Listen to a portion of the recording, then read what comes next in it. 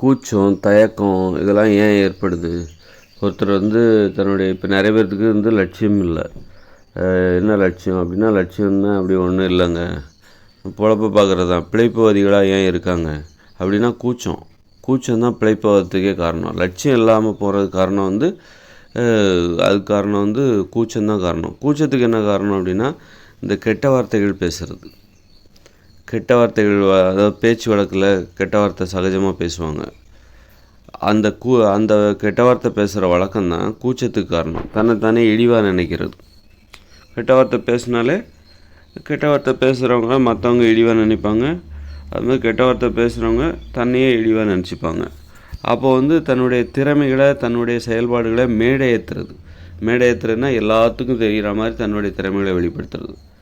சும்மா ஒருத்தர் அவங்க பேசுகிறவங்க யார்கிட்ட நேரடியாக தொடர்பு வச்சுருக்காங்களோ அவங்கக்கிட்ட திறமையை வெளிப்படுத்துறது ஒரு வகை, அவங்கக்கிட்ட மட்டும். அப்புறம் எல்லாத்துக்கும் தெரிகிற மாதிரி இப்போ ஒருத்தர் புத்தகம் எழுதுறாரு, அவருடைய எண்ணங்கள் கருத்துக்கள் எல்லாம் எல்லாத்துக்கும் தெரியுது, எல்லாத்துக்குமே தெரிய வருது. அது மாதிரி ஒருத்தர் மேடையில் பேசுகிறாரு அப்படின்னா அவருடைய பேச்சு எல்லாத்துக்குமே கேட்குது. இது மாதிரி நான் யூடியூப்பில் வீடியோ போடுறேன் அப்படின்னா என்னுடைய கருத்து எல்லாத்துக்குமே போகுது. இது மேடை ஏற்றுறது. இதுக்கு ஒருத்தர் தயங்குறாங்க, கூச்சப்படுறாங்க அப்படின்னா யூடியூப் மட்டும் சொல்ல, மேடையில் பேசுகிறதோ அல்லது புத்தகம் எழுதுறதோ அல்லது ஒருத்தர் மருத்துவராக சிறப்பாக பணிபுரியணும், மக்கள்கிட்ட பேர் வாங்கணும் அப்படின்னு நினைக்கிறார்ல, எல்லாருமே பாராட்டணும் அப்படின்னு நினைக்கிறார்ல, அந்த மாதிரி ஒரு அவுட்ஸ்டாண்டிங்காக பேர் வாங்கணும், எல்லா மக்களும் பாராட்டணும் அப்படின்னு நினைப்பதற்கு தயங்குகிற மனநிலை, கூச்சப்படுறது. நிறைய பேர் கூச்சப்படுவாங்க. அந்த கூச்சம்தான் நிறைய பேர் பிழைப்புவாதியாக மாற்றிடும். கூச்சப்படுறதுக்கு என்ன காரணம்னாக்கா, அவங்க கூச்சப்படுற மாதிரியான கூச்சப்படுகிற வேலைகளை செய்கிறாங்க, கூச்சப்படுகிற மாதிரி பேசுகிறாங்க, அதாவது பேசுவதற்கே கூச்சமாக இருக்கிறது, அந்த மாதிரியான பேச்சுக்களை அவங்க பேசுகிறாங்க அப்படின்னு சொல்லி கெட்ட வார்த்தைகளை பேசுவாங்க. அவங்க பேச்சில் ஒரு கெட்ட வார்த்தைகள் அதிகமாக இருந்ததுனாக்கா கோபத்தில் பொறுமை இழந்து குடும்பத்தில் உள்ள பிரச்சனைனால அவங்க அந்த மாதிரி பொறுமை இழந்திருக்கலாம். சிறு வயதிலே அவர்கள் அப்படி வளர்ந்திருக்கலாம். அப்படிப்பட்ட சூழ்நிலையில் அவர்கள் வளர்ந்திருக்கலாம், அவருடைய நண்பர்கள், உறவினர்கள். அதனால் பேச்சு வழக்கில் கெட்ட வார்த்தைகள் வந்துச்சுன்னா நமக்கே தெரியாது, நம்ம நல்லா தான் பேசிகிட்ருப்போம், ஆனால் நமக்கே கூச்சம் வந்துடும். நல்லா பேசிட்டா அவங்களுக்கு கூச்சம் இருக்காதுன்னு அர்த்தம் கிடையாது. நல்லா பேசினாலும் கூச்சங்கிறது இருக்குது. பிழைப்புவாதியாக இருப்பதற்கு காரணமே அந்த கூச்சம்தான். கூச்சத்துக்கு காரணம் கெட்ட வார்த்தைகள் பேசுகிறது, கெட்ட செயல்பாடுகள். அதனால் கெட்ட வார்த்தைகள் பேசுகிறத என்றைக்குமே ஊக்குவிக்கவே கூடாது. அதை ஒரு திறமையாக நம்ம நினச்சிக்கூடாது. நம்ம வீரமாக பேசுகிறோம், கெட்ட வார்த்தை பேசுகிறது ஒரு வீரன்னே நினச்சிக்கூடாது. அது நமக்கு கூச்சத்தை அதிகப்படுத்தும். நம்மை தாழ்வு மனப்பான்மைன்றாங்கள, அது இந்த கெட்ட வார்த்தையினால தான் ஏற்படும். உண்மையில் அது பேர் தாழ்வு மனப்பான்மை கிடையாது, இழிவு மனப்பான்மை. தன்னையே இழிவாக நினைக்கின்ற மனப்பான்மை தான். நம்ம நம்முடைய திறமைகளை மேடையேற்றுவதற்கான தகுதி நமக்கு இல்லை என்பது நமக்கே உணர வைப்பதற்கான பேச்சு தான் அது. நீ கெட்ட வார்த்தை பேசுகிறோம் அப்படின்னு வச்சுக்கோங்க, மனசுக்குள்ளேயும் கெட்ட வார்த்தை பேசுவோம். இப்போ வெளியில் பேசுகிறவங்க மனசுக்குள்ளேயும் பேசுவாங்க. அப்படி பேசிட்டாலே அதுக்கப்புறம் நம்முடைய பேச்சு, நம்முடைய செயல்பாடு எல்லாமே அந்த மேடை ஏற்றுவதற்கான தகுதியை இழந்து விடுகிறது, அந்த தரத்தை இழந்து விடுது. அது நம்மளாலே உணர முடியும். நம்ம பேச்சை மேடை ஏற்றுறதுக்கு நமக்கே பிடிக்காது. இது அந்த அளவுக்கு இல்லையா, நான் அந்த அளவுக்கு ஒரு ஆள் கிடையாது, நான் அந்த அளவுக்கு ஒரு தகுதியான ஒரு ஆள் கிடையாது, அதனால் நான் அந்த முயற்சியெலாம் எனக்கு தேவையில்லை. அப்போ வேடிக்கை பார்ப்போம், அங்கே என்ன பண்ணுறாங்க என்ன அப்படிங்கிறத நம்ம வேடிக்கை மட்டும் பார்ப்போம். மேடையில் என்ன பண்ணுறாங்க, அந்த லட்சியவாதிகள்லாம் என்ன பண்ணுறாங்க, அதை நம்ம வேடிக்கை மட்டும் பார்ப்போம். நான் ஒரு லட்சியவாதியாக இருக்கிறதுக்கு எனக்கு தகுதி கிடையாது அப்படின்னு சொல்லிட்டு அவருக்கே புரிஞ்சிடும். ஒரு சுய புரிதல், தன்னை பற்றிய ஒரு புரிதல். அப்போ எப்போ நம்ம இந்த கெட்ட வார்த்தைகள்லேருந்து தான் விடுபடணும். முதல்ல கெட்ட வார்த்தை விடுபடணுன்னாக்கா, கெட்ட வார்த்தைகள் நாம் பேசக்கூடாது, மனசுக்குள்ளே கூட பேசக்கூடாது, வெளியிலையும் பேசக்கூடாது. அது மாதிரி அப்படின்னா நம்ம செயல்பாடுகளில் அந்தளவுக்கு அமைதி இருக்கணும். நாம் செயலே நமக்கு ஒரு பொறுமையை இழந்து அல்லது நம்ம பிறர் இடையூறு செய்கிறோம் அப்படின்னு வச்சுக்கோங்க. வீட்டில் உள்ளவங்க அல்லது வேலை செய்கிற இடத்துல மற்றவங்கள இடையூறு செய்கிறோம், அப்போ அவங்க நம்மளை இடையூறு செய்வாங்க. அப்போ நம்ம பொறுமை இழந்து நம்ம வாயில் கெட்ட வார்த்தை வந்துடும். அதனால் வந்து கெட்ட வார்த்தை போடக்கூடாதுன்னா அதுக்கு தகுந்த மாதிரியான ஒரு வாழ்க்கை வாழணும். ஒரு அமைதியான வாழ்க்கை வாழணும். ஒரு அமைதியான வாழ்க்கைன்னா பிறருக்கு இடையூறு செய்யாத ஒரு வாழ்க்கை, பிறர் நம்மை இடையூறு செய்ய அனுமதிக்காத ஒரு வாழ்க்கை. அந்த மாதிரி ஒரு வாழ்க்கை வாழணும். அந்த அளவுக்கு நம்மை சுற்றி ஒரு பாதுகாப்பு வளையத்தை ஏற்படுத்தி கொள்ள வேண்டும். அது மாதிரி பார்த்திங்கன்னா, யாரெல்லாம் சின்ன வயசுலேருந்து கெட்ட வார்த்தை போடாதவங்க தான் பிற்காலங்களில் வெற்றி பெற்றவர்களாக இருப்பார்கள். கெட்ட வார்த்தை போட்டாச்சுனாக்கா நமக்கு ஒரு லட்சியங்கிறது காணாமல் போயிடும். நம்மளால் ஒரு லட்சியத்தை உருவாக்க முடியும். நமக்கு ஒரு தாழ்வு மனப்பான்மை வந்துடும். மேன்மையான விஷயங்களை செய்யவே முடியாது. ஒரு தகுதியான தரமான விஷயங்களை செய்யவே முடியாது. செய்வதற்கு கூச்சம் வந்துடும். ஆமாம், நம்ம அந்த அளவுக்கு ஒரு ஆள் கிடையாது, அந்த அளவுக்கு தகுதியான ஒரு ஆள் கிடையாது. இங்கே வந்து இப்போ நிறைய பேர் தோற்று போனதுக்கே காரணம் என்னென்னா, இப்போ வறுமையில் இருக்காங்க, ரொம்ப இடையூறு கிடையாது. அவங்க ஏன் கெட்ட வார்த்தை போடுறாங்க? வறுமையில் இருக்கிறவங்க ஏன் கெட்ட வார்த்தை போடுறாங்க? அவங்களுக்கு ரொம்ப இடையூறுகள் பிறரால் ஏற்படுகிறது, பக்கத்தில் உள்ளவங்களால் ஏற்படுகிறது. அவங்களுக்கு வந்து ஒரு நல்ல குடியிருப்பு வசதி இருக்காது, துர்நாற்றமான இடத்துல அவங்க வசிப்பாங்க. அப்போ வந்து அதெல்லாம் ஒரு இடையூறு. அதனால் அவங்க வந்து பொறுமை இழந்து, அமைதி இழந்து அவங்க வந்து கெட்ட வார்த்தை போடுறாங்க. அவங்களுடைய உறவு முறைகள், அவங்களுடைய நண்பர்கள் எல்லாரும் அவங்க வந்து அவரை வந்து டிஸ்டர்ப் பண்ணுற மாதிரியே நடந்துப்பாங்க.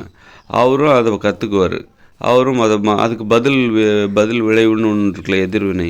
ஒன்று செஞ்சால் அதுக்கு எதிர்வினைன்னு ஒன்று இருக்குல்ல. அதனால் எதிர்வினை மூலமாக அவர் நண்பர்கள் எல்லாமே வந்து அந்த மாதிரி அவரை வந்து இடையூறு செய்வாங்க. அப்புறம் அவரும் பதிலுக்கு இடையூறு செய்வாங்க. இப்படி அந்த கெட்ட வார்த்தைகள் வந்து அவருடைய வாழ்க்கையில் சின்ன வயசுலேருந்தே வந்துடும். அப்புறம் அவர் வாழ்க்கையிலேருந்து அந்த கெட்ட வார்த்தைகளை பிரிக்கவே முடியாது. அப்போ அது வந்து அவர்கிட்ட வந்து வீரம் இருக்கலாம், எல்லாம் இருக்கலாம். ஆனால் அந்த வீரத்தை மேடையேற்றுவதற்கு தகுதி இல்லாத வீரம். அந்த வீரம் வந்து அதுக்கு வந்து மேடை கிடைக்காது. அந்த வீரத்திற்கு மேடை என்பது கிடைக்காது. அதனால் ஒரு லட்சியம் என்பது அவர்களுக்கு உருவாகுது. அதனால் வந்து கெட்ட வார்த்தைகள்லேருந்து நாம் பாதுகாத்துக்கணுன்னா பிறர் நம்மை இடையூறு செய்ய முடியாத அளவுக்கும் நாமும் பிறரை இடையூறு செய்யாத அளவுக்கு ஒரு வாழ்க்கை வாழணும். அப்போ தான் நம்ம ஒரு பாதுகாப்பு வளையத்தை உருவாக்கிட்டு அப்புறம் தான் நம்முடைய திறமைகள், அப்போ தான் நமக்கு இயல்பாகவே ஒரு லட்சியம் வந்துடும். நாம் வந்து ஒரு தகுதியான ஆள் தான். நம்முடைய செயல்பாடுகளை நாம் வந்து மேடையேற்றலாம். நமக்கு நம்முடைய லட்சியத்தை வந்து இந்த மக்கள் முன்னாடி நம்ம வைக்கலாம். அப்படின்ற மாதிரி ஒரு பயனுள்ள வாழ்க்கையை மக்களுக்காக வாழலாம் அப்படின்ற மாதிரி நமக்கு ஒரு தன்னம்பிக்கை என்பது வந்துவிடும். நாம் ஒரு லட்சியத்தை நோக்கி போகிறோம், லட்சியத்தை வகுத்து கொண்டு போகிறோம் அப்படின்னா, முதல்ல நமக்கு ஒரு லட்சியம் உருவாகணும். அப்படின்னா நம்மளை சுற்றி ஒரு வளையம் இருக்கணும், ஒரு பாதுகாப்பு வளையம். யாரும் நம்மளை இடையூறு செய்யக்கூடாது. இது ஒரு பாதுகாப்பு வளையம். அப்புறம் நாமளும் யாரையும் இடையூறு செய்யக்கூடாது. இந்த பாதுகாப்பு வளையம் இருந்தால் தான், இந்த பாதுகாப்பு வளையத்திற்குள்ளே இருந்தால் தான் நம்மளால் ஒரு லட்சியத்தையே உருவாக்க முடியும். நம்மளை வந்து மற்றவங்க டிஸ்டர்ப் பண்ணிகிட்டே இருக்காங்க, நேரடியாக டிஸ்டர்ப் பண்ணிகிட்டே இருக்காங்க. விமர்சனம் பண்ணுறது வேறு. நம்முடைய செயல்பாடுகளை முன்வைக்கும்போது 10 பேர் விமர்சனம் பண்ணுவாங்க. அப்போ விமர்சனம் பண்ணும்போது அதை நம்ம எப்படி எதிர்கொள்கிறோம் அப்படிங்கிறது வேறு. அதை வந்து அமைதியாக எதிர்கொள்ளணும். இப்போ அந்த விமர்சனத்தில் நாம் நம்முடைய பொறுமையை இழந்துடக்கூடாது. அந்த பக்குவம் இருந்தால் மட்டும்தான் அந்த பாதுகாப்பு வளையத்துக்குள்ளே இருக்க முடியும். ஒரு பொது வாழ்வில் ஈடுபடும்போது நம்முடைய திறமைகளை, நம்முடைய செயல்பாடுகளை, ஒரு மாற்றத்தை விரும்பி மக்களுக்கு நம்ம பயனுள்ளவர்களாக இருக்கணும் அப்படின்னு நினச்சி நாம் நம்முடைய லட்சிய செயல்பாடுகளை மக்கள் முன்னாடி வைக்கும்போது அப்போது நிறைய விமர்சனங்கள் வரும். அந்த விமர்சனத்தை நாம் எப்படி அமைதியாக எதிர்கொள்கிறோம், அந்த அமைதியாக எதிர்கொள்கிற அந்த பக்குவம், அதுதான் பாதுகாப்பு வளையம். பொறுமை இழந்துடக்கூடாது. என்றைக்கும் பொறுமை இழந்து கெட்ட வார்த்தைக்கெல்லாம் போயிடக்கூடாது. அப்போ அடிப்படையில் அந்த தகுதியை நம்ம பெற்றுவிட்டால் மட்டும்தான் அந்த பாதுகாப்பு வளையத்தை நம்மை சுற்றி நாம் உருவாக்கி கொண்டால் மட்டும்தான் நம்மளால் லட்சியத்தையே உருவாக்க முடியும். அதனால் வந்து நம்ம கெட்ட வார்த்தை போடக்கூடாது. அப்புறம் வந்து கெட்ட வார்த்தை போடுற அளவுக்கு நம்மளை மற்றவங்க டிஸ்டர்ப் பண்ணால் நாம் அனுமதிக்கக்கூடாது. நம்மளை அந்த அளவுக்கு நாம் கெட்ட வார்த்தை போடுறோன்னா மற்றவங்க நம்மளை டிஸ்டர்ப் பண்ணுறாங்க. அப்போ தான் நம்ம பொறுமை இழந்து கெட்ட வார்த்தை போடுவோம். அப்போ அந்த அளவுக்கு நாம் வந்து மற்றவங்கள அனுமதிக்கக்கூடாது. நம்மளை மற்றவங்க டிஸ்டர்ப் பண்ணுற அளவுக்கு நாம் மற்றவங்கள வந்து அனுமதிக்கக்கூடாது. அந்த அளவுக்கு நம்ம யார்கிட்டையும் பழகக்கூடாது. அது மாதிரி மற்றவங்களையும் நாம் டிஸ்டர்ப் பண்ணக்கூடாது. அப்போ அவங்க நம்மளை பதிலுக்கு டிஸ்டர்ப் பண்ணுவாங்க. அப்போது வந்து நமக்கு வந்து கெட்ட வார்த்தைகள் நம்ம மனசில் உருவாகும். அதனால் வந்து இந்த இடையூறுகள், பிறருக்கு இடையூறு செய்யக்கூடாது, பிறரது இடையூறுகளை அனுமதிக்கக்கூடாது. அப்படி இந்த ஒரு பாதுகாப்பு வளையத்தை உருவாக்கினா தான் உள்ளுக்குள்ளே நாம் அமைதியாக இருக்க முடியும். நம்ம மனசில் வந்து கெட்ட வார்த்தைகள் வராது. கெட்ட வார்த்தைகள் வந்து எக்காரணம் கொண்டும் நான் பேச மாட்டேன். அதுக்கு தகுந்த நுட்பங்களை நான் தெரிஞ்சுருக்கேன். எப்படி ஒருத்தரை எதிர்கொள்ளணும், எந்த இடத்துல நான் அமைதியாக இருக்கணும், எந்த இடத்துல நான் பொறுமையாக இருக்கணும், இப்படியெல்லாம் இருந்தால் நான் கெட்ட வார்த்தை பேச வேண்டிய அவசியம் கிடையாது. அதனால நான் கெட்ட வார்த்தை போட்டோமா, இப்போ இன்றைக்கி கெட்ட வார்த்தை போட்டால் இன்றைக்கி வந்து எனக்கு வந்து என்னுடைய செயல்பாடுகளில் எனக்கு நம்பிக்கை எல்லாம் போயிடும். எனக்கு கூச்சம் வந்துடும். நான் வந்து செஞ்சிகிட்ருக்கிற வேலையை நான் இன்றைக்கி என்னால் தொடர முடியாது.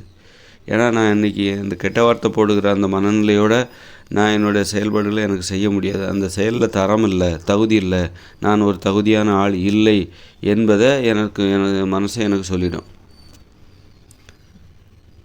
அந்த மாதிரி கெட்ட வார்த்தைங்கிறது அதனால தான் மக்கள் ஏன் தோற்று போயிட்டாங்க அப்படின்னா, நம்ம இங்கே ஒருத்தர் இடையூறு செய்கிறோம்ல. இப்போ உதாரணத்துக்கு பள்ளிக்கூடத்தில் பாருங்கள், ஒரே பெஞ்சில் 4 பேர் உட்காந்துருப்பான், 5 பேர் உட்காந்துருப்பாங்க. ஒருத்தர் இடையூறு செஞ்சு ஒருத்தனுக்கு எழுதுறதுக்கே இடம் இருக்காது. டேய் நீ கொஞ்சம் தள்ளிடுறா, முடியாது அப்படிமா அவன் நெருக்கி அடிச்சிட்ருப்பான். அப்போ இயல்பாகவே அவங்களுக்கு கெட்ட வார்த்தை வந்துடும். இடமே கிடைக்காது, அவனுக்கு எழுதுறதுக்கே இடம் கிடைக்காது. ஒருத்தன் எவன் வலிமையாக இருப்பானோ அவன் தான் நிறைய இடத்த பிடிச்சிப்பான்.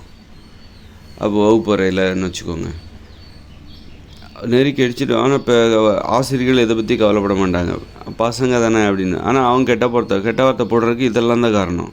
அப்போ அவன் கெட்ட வார்த்தை போடக்கூடாதுன்னா அவனுக்கு ஒரு தனி இருக்கையை கொடுங்க. அப்போ அவன் யாரையும் டிஸ்டர்ப் பண்ண மாட்டான், அவனையும் யாரும் டிஸ்டர்ப் பண்ண மாட்டாங்க. அவனுக்கு சுதந்திரமான ஒரு இருக்கையை கொடுக்கணும் பள்ளிக்கூடத்தில். அப்போ தான் சின்ன வயசுலேயே பசங்க கெட்ட வார்த்தை போடாமல் நம்ம பார்த்துக்கணும். வீட்டில் ஒரு தனி ரூம் கொடுங்க, ஒவ்வொருத்தருக்கும் தனி ரூம் கொடுக்கணும், வீட்டில் தனி வீடு கொடுக்கணும். அவங்கவுங்க வேலையை அவங்கவுங்களே செய்யணும். இப்போ வந்து எல்லா வேலையும் வீட்டில் உள்ள பெண்கள்கிட்ட கொடுக்குறோம் நீங்கள், அப்போ பெண்களுக்கு கெட்ட வார்த்தை வந்துடும். ஏன்னா அவங்கள டிஸ்டர்ப் பண்ணுறோம். அப்போ அவங்க கெட்ட வார்த்தை போட்டால் அப்போ நமக்கு கோவம் வரும், அப்போ நமக்கும் கெட்ட வார்த்தை போடும். அதனால் வீட்டில் உள்ள எல்லா வேலையும் பெண்கள்கிட்ட கொடுக்குறோம்ல, அதுதான் வந்து இந்த கெட்ட வார்த்தைகளுக்கான ஆரம்பம். அங்கேருந்து தான் கெட்ட வார்த்தையே வருது. முதல்ல அப்போ அம்மாவை பாதுகாக்கணும், பெண்களை பாதுகாக்கணும். பெண்கள் வந்து நம்ம எளிதாக இருக்குது, அவங்க உடலில் வந்து ஆணை விட வலிமை குறைவாக இருக்குது அப்படின்னு சொல்லிட்டு பெண்களை வந்து இடையூறு செய்யும்போது அவங்க என்ன பண்ணுறாங்க, அவங்க கோபத்தை வெளிப்படுத்துகிறாங்க, வெவ்வேறு வழிகளில் வெளிப்படுத்துவாங்க. அது நமக்கு தெரியாது. அதனால் அவங்க கெட்ட வார்த்தை போடுவாங்க. நல்லா பார்த்துக்கிட்டிங்கன்னு வச்சிங்களேன், எந்த பெண்கள் வந்து பெரும்பாலும் இங்கே வந்து வீடுகளில் உள்ள மற்றவங்க வேலையாக தான் அவங்க செய்கிறாங்க. இந்த பெண்கள் எல்லாருமே கண்டிப்பாக கெட்ட வார்த்தை போடுவாங்க. அவங்க பேச்சு வழக்கில் கண்டிப்பாக கெட்ட வார்த்தை போடுவாங்க. கெட்ட வார்த்தையே போட தெரியாத பெண்கள், இந்த மாதிரி ஒரு வாழ்க்கை வாழ்கிற பெண்கள் கண்டிப்பாக கெட்ட வார்த்தை. இவங்க தான் குழந்தைகளுக்கு கற்றுக் கொடுக்குறாங்க. இவங்க தான் இப்போ இவங்களோட தொடர்புடைய கணவர்கள் ஆண்கள் இருக்காங்க. அப்போ ஆண்களும் கெட்ட வார்த்தை போடுவாங்க. அவனும் தான் வந்து என்ன பண்ணுறான், ஆண்களும் என்ன பண்ணுறான், எல்லா வேலையும் பொம்பளைகிட்டே கொடுக்குறாங்க. சமைச்சு வச்சியா, துணி துவைச்சியா. அப்போ இப்போ வறுமையில் வாழ்கிறாங்க, ஏழ்மையில் இருக்காங்க. அவங்க வேலைக்கு போயிட்டு கூட வீட்டில் சமைக்கிறாங்க, 2 வேலை பார்க்குறாங்க. அப்போ அவங்களுக்கு எவ்வளோ டிஸ்டர்பன்ஸ், இடையூறுகள். அப்போ அவங்க கெட்ட வார்த்தை போட தான் செய்வாங்க. அப்போ கெட்ட வார்த்தை போடக்கூடாதுன்னா முதல்ல வந்து அப்போ நாம் நம்மளை மட்டும் பாதுகாத்துக்கிட்டால் போதாது. நாம் மட்டும் தனி ரூமு, நாம் யாரையும் அது மாதிரி ஒரு வீட்டில் தனியாக ஒரு அறை, நமக்குன்னு ஒரு வீடு இருக்குது, ஒரு அறை இருக்குது, நாம் யாரையும் அப்படி கிடையாது. ஆனால் நமக்கான சமையலை யார் சமைக்கிறா அந்த வீட்டில்? பெண்கள் சமைக்கிறாங்க. அப்போ அவங்க வந்து அவங்கள வந்து அந்த வீட்டில் உள்ள எல்லாருமே டிஸ்டர்ப் பண்ணுறாங்க. அப்போ அவங்க நம்மளோட தான் தொடர்பில், அவங்ககிட்ட தான் நம்ம பேச வேண்டியது இருக்குது. அப்படிங்கும்போது அப்போ அவங்க கெட்ட வார்த்தை போட்டால் அவங்களுடைய உணர்வுகள் நம்மளையும் பாதிக்கும். அது தொத்து வியாதி மாதிரி தான். கெட்ட வார்த்தைங்கிற ஒரு தொத்து வியாதி. அந்த தொற்று வியாதி ஏற்படாமல் இருக்கணும்னா என்ன பண்ணணுமா, டிஸ்டர்ப் பண்ணாமல், அவங்கள டிஸ்டர்ப் பண்ணக்கூடாது, அவங்களும் நம்மளை டிஸ்டர்ப் பண்ணக்கூடாது. நம்முடைய வேலைகளை அவங்க தலையில் திணிக்கக்கூடாது. அதனால் வந்து கெட்ட வார்த்தைகள் ஆரம்பிக்கிறதுக்கே காரணம் வந்து பெண்கள் மீது நிகழ்த்தப்பட்ட அந்த இடையூறுகள் தான், வன்முறைகள் தான். பெண்களை அடிமைப்படுத்தும் போது தான் அந்த கெட்ட வார்த்தைகள் உருவாகுது. அதுமாதிரி பெண்கள் ஆண்களை அடிமைப்படுத்துகிறாங்க. ஆண்களோட வருமானத்தை வந்து தனக்கு மொத்தமாக எனக்கு வேணும் அப்படின்னு சொல்லிட்டு நான் பெண்கள் அடிமையாக இருக்கும்போதே அவங்க வந்து ஆண்களிடம் வந்து அடிமைத்தனத்தை எதிர்பார்க்குறாங்க. நீ எனக்கு அடிமையாக இருந்தால் நான் உனக்கு அடிமையாக இருக்கேன், நான் உனக்கான எல்லா வேலையும் நான் செய்கிறேன், நீ உன் சம்பாத்தியத்தை ஃபுல்லாக என்கிட்ட கொடுத்துரு, குடும்பத்துக்காக கொடுத்துரு, குடும்பம்னு சொல்லிவிட்டு அதை என்கிட்ட கொடுத்துரு. குடும்பத்தின் பேரில் இவங்க வாங்கிப்பாங்க. அது மாதிரி இந்த மாதிரியான இடையூறுகள் தான் கெட்ட வார்த்தைகளை உருவாக்குது. கெட்ட வார்த்தைகள் வந்து என்ன பண்ணுது, நம்மளை பற்றி ஒரு இழிவான மனப்பான்மை ஏற்படுத்தி நமக்கு கூச்சத்தை ஏற்படுத்தி விடுகிறது. நிறைய பேர் கெட்ட வார்த்தை போடுறவங்க பெரும்பாலான மக்கள் கூச்சத்தால் பாதிக்கப்பட்டிருக்காங்க. அதனால தான் எல்லாராலையும் ஒரு தங்களுடைய செயல்பாடுகளை மேடை ஏற்ற முடியவில்லை. மேடைக்கு வரமாட்டாங்க. மேடையில் ஏறுறதுக்கே கூச்சப்படுவாங்க பார்த்தீங்களா. பசங்கள்லாம் வந்து கூட ஸ்கூலில் கூட வந்து எல்லா பசங்களும் வந்து மேடை ஏற மாட்டாங்க, கூச்சப்படுவாங்க. மேடையில் வந்து பேசுங்க, மேடையில் வந்து பேசுகிறதுக்கு ஏன் கூச்சம்? அப்போ அவங்க பேச்சில் வந்து அவருடைய வாழ்க்கையில் வந்து கூச்சப்படுற மாதிரியான செயல்பாடுகள் இருக்குதுன்னு அர்த்தம். கூச்சப்படுற மாதிரியான தயக்கத்தை கூச்சப்படுற மாதிரியான வேலைகள் அவர்கிட்ட இருக்குது. அவர் வந்து அளவுக்கு அதிகமான கோபப்படுகிறவராக இருக்கலாம். தனது கோபத்தை ஆளுமை செய்ய தெரியாதவராக இருக்கலாம். அவர்கிட்ட பொறுமை இல்லாமல் அவர் கெட்ட வார்த்தைகள் பேசுகிற ஒரு வழக்கத்தை உடையவராக இருக்கலாம். அதனால தான் அவர் கூச்சம். அவருடைய செயல்பாடுகளை ஒரு மேடையேற்ற முடியல. அவரால் மேடையேற்றுவதற்கு அவரிடம் வந்து அந்த தகுதி இல்லை அப்படின்னு அவரே உணர்றாரு. அதனால தான் அந்த கூச்சமே வருது.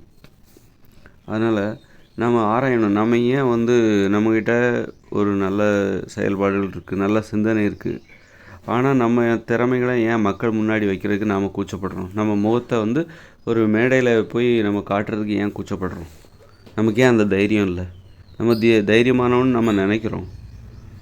தெருவில் இறங்கி சண்டை போடுறோம், நல்ல கெட்ட வார்த்தை போடுறோம். நம்ம ஏன் வந்து ஒரு மேடையில் போயிட்டு நம்மளை அந்த முகத்தை காட்டுறதுக்கு நம்ம கூச்சப்படுறோம்? அங்கே போனால் ஏன் கைகாலெலாம் நடுங்குது அப்படின்னா அதுக்கு காரணம் நம்மளை பற்றி நாம் இழிவாக நினைக்கிறோம். நாம் வந்து மேடையில் போய் நம்மளுடைய செயல்பாடுகளை காட்டுற அளவுக்கு நமக்கு தகுதி இல்லை. அதுக்கு காரணம் நம்முடைய பேச்சில் உள்ள கெட்ட வார்த்தைகள். சிலர் கெட்ட வார்த்தை போட மாட்டாங்க, சில குடும்பங்களில் கெட்ட வார்த்தை போட மாட்டாங்க.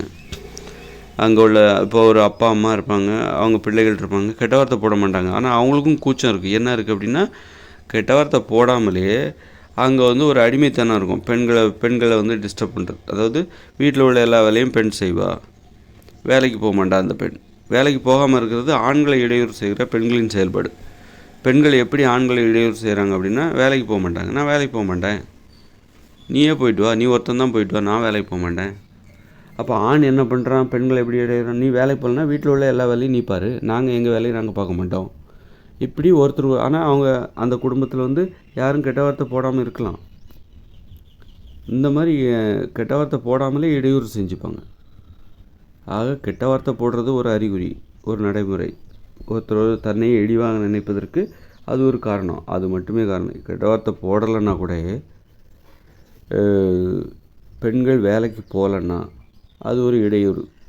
அது மாதிரி வீட்டில் ஆண்கள் வந்து தன்னுடைய வேலைகளை வீட்டில் உள்ள தனது வேலைகளை தானே செய்துக்காமல் எல்லா வேலையும் பெண்கள்கிட்ட ஒப்படைக்கிறாங்களே, அது ஒரு இடையூறு. பெண்களை இடையூறு செய்கிற செயல்பாடு அது. இந்த மாதிரி பிறரே நீங்கள் அறியாமை காரணமாக செஞ்சாலும் சரி, தெரிஞ்சே செஞ்சாலும் சரி, தெரியாமல் செஞ்சாலும் சரி, பிறரை இடையூறு செய்கிற அந்த வழக்கம் இருக்குல்ல, அந்த வாழ்க்கை முறை இருக்குல்ல, அது வந்து கூச்சத்தை ஏற்படுத்தும்.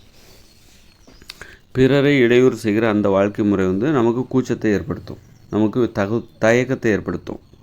அது நம்ம வந்து ஒரு நம்ம செயல்பாடுகள் வந்து ஒரு மேடையேற்றுவதற்கான தரம் வந்து நம்மளுடைய செயல்பாடுகளில் இல்லை, அந்த தகுதி நமக்கு இல்லை அப்படிங்கிறத நமக்கு உணர்த்திடும். அதனால தான் அந்த கூச்சம்லாம் வர்றதுக்கு காரணம்.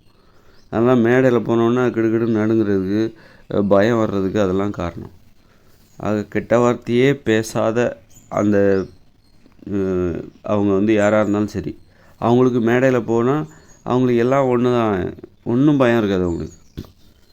அவங்க மேடையில் போய் கெட்ட வார்த்தை பேசலை, மற்றவங்கள டிஸ்டர்ப் பண்ணவே இல்லை, அவங்கவுங்க வேலையை வீட்டில் அவங்கவுங்க வேலையை அவங்கவுங்களே செஞ்சுக்கிறாங்க அப்படின்னா அவங்களுக்கு பயமே இருக்காது கெட்ட வார்த்தை பேசலான்னா.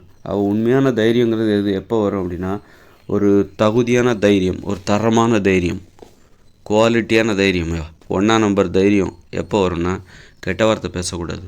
நம்பர் 1. பிறரை இடையூறு செய்யக்கூடாது, வீட்டிலும் வெளியிலும். வீட்டில் அவங்க வேலையை அவங்கவுங்க செஞ்சுக்கணும், பிறரை இடையூறு செய்யக்கூடாது. பிறரது இடையூறை அனுமதிக்கக்கூடாது. மற்றவங்க நம்மளை டிஸ்டர்ப் பண்ணுறாங்கன்னா நம்ம அனுமதிக்கக்கூடாது.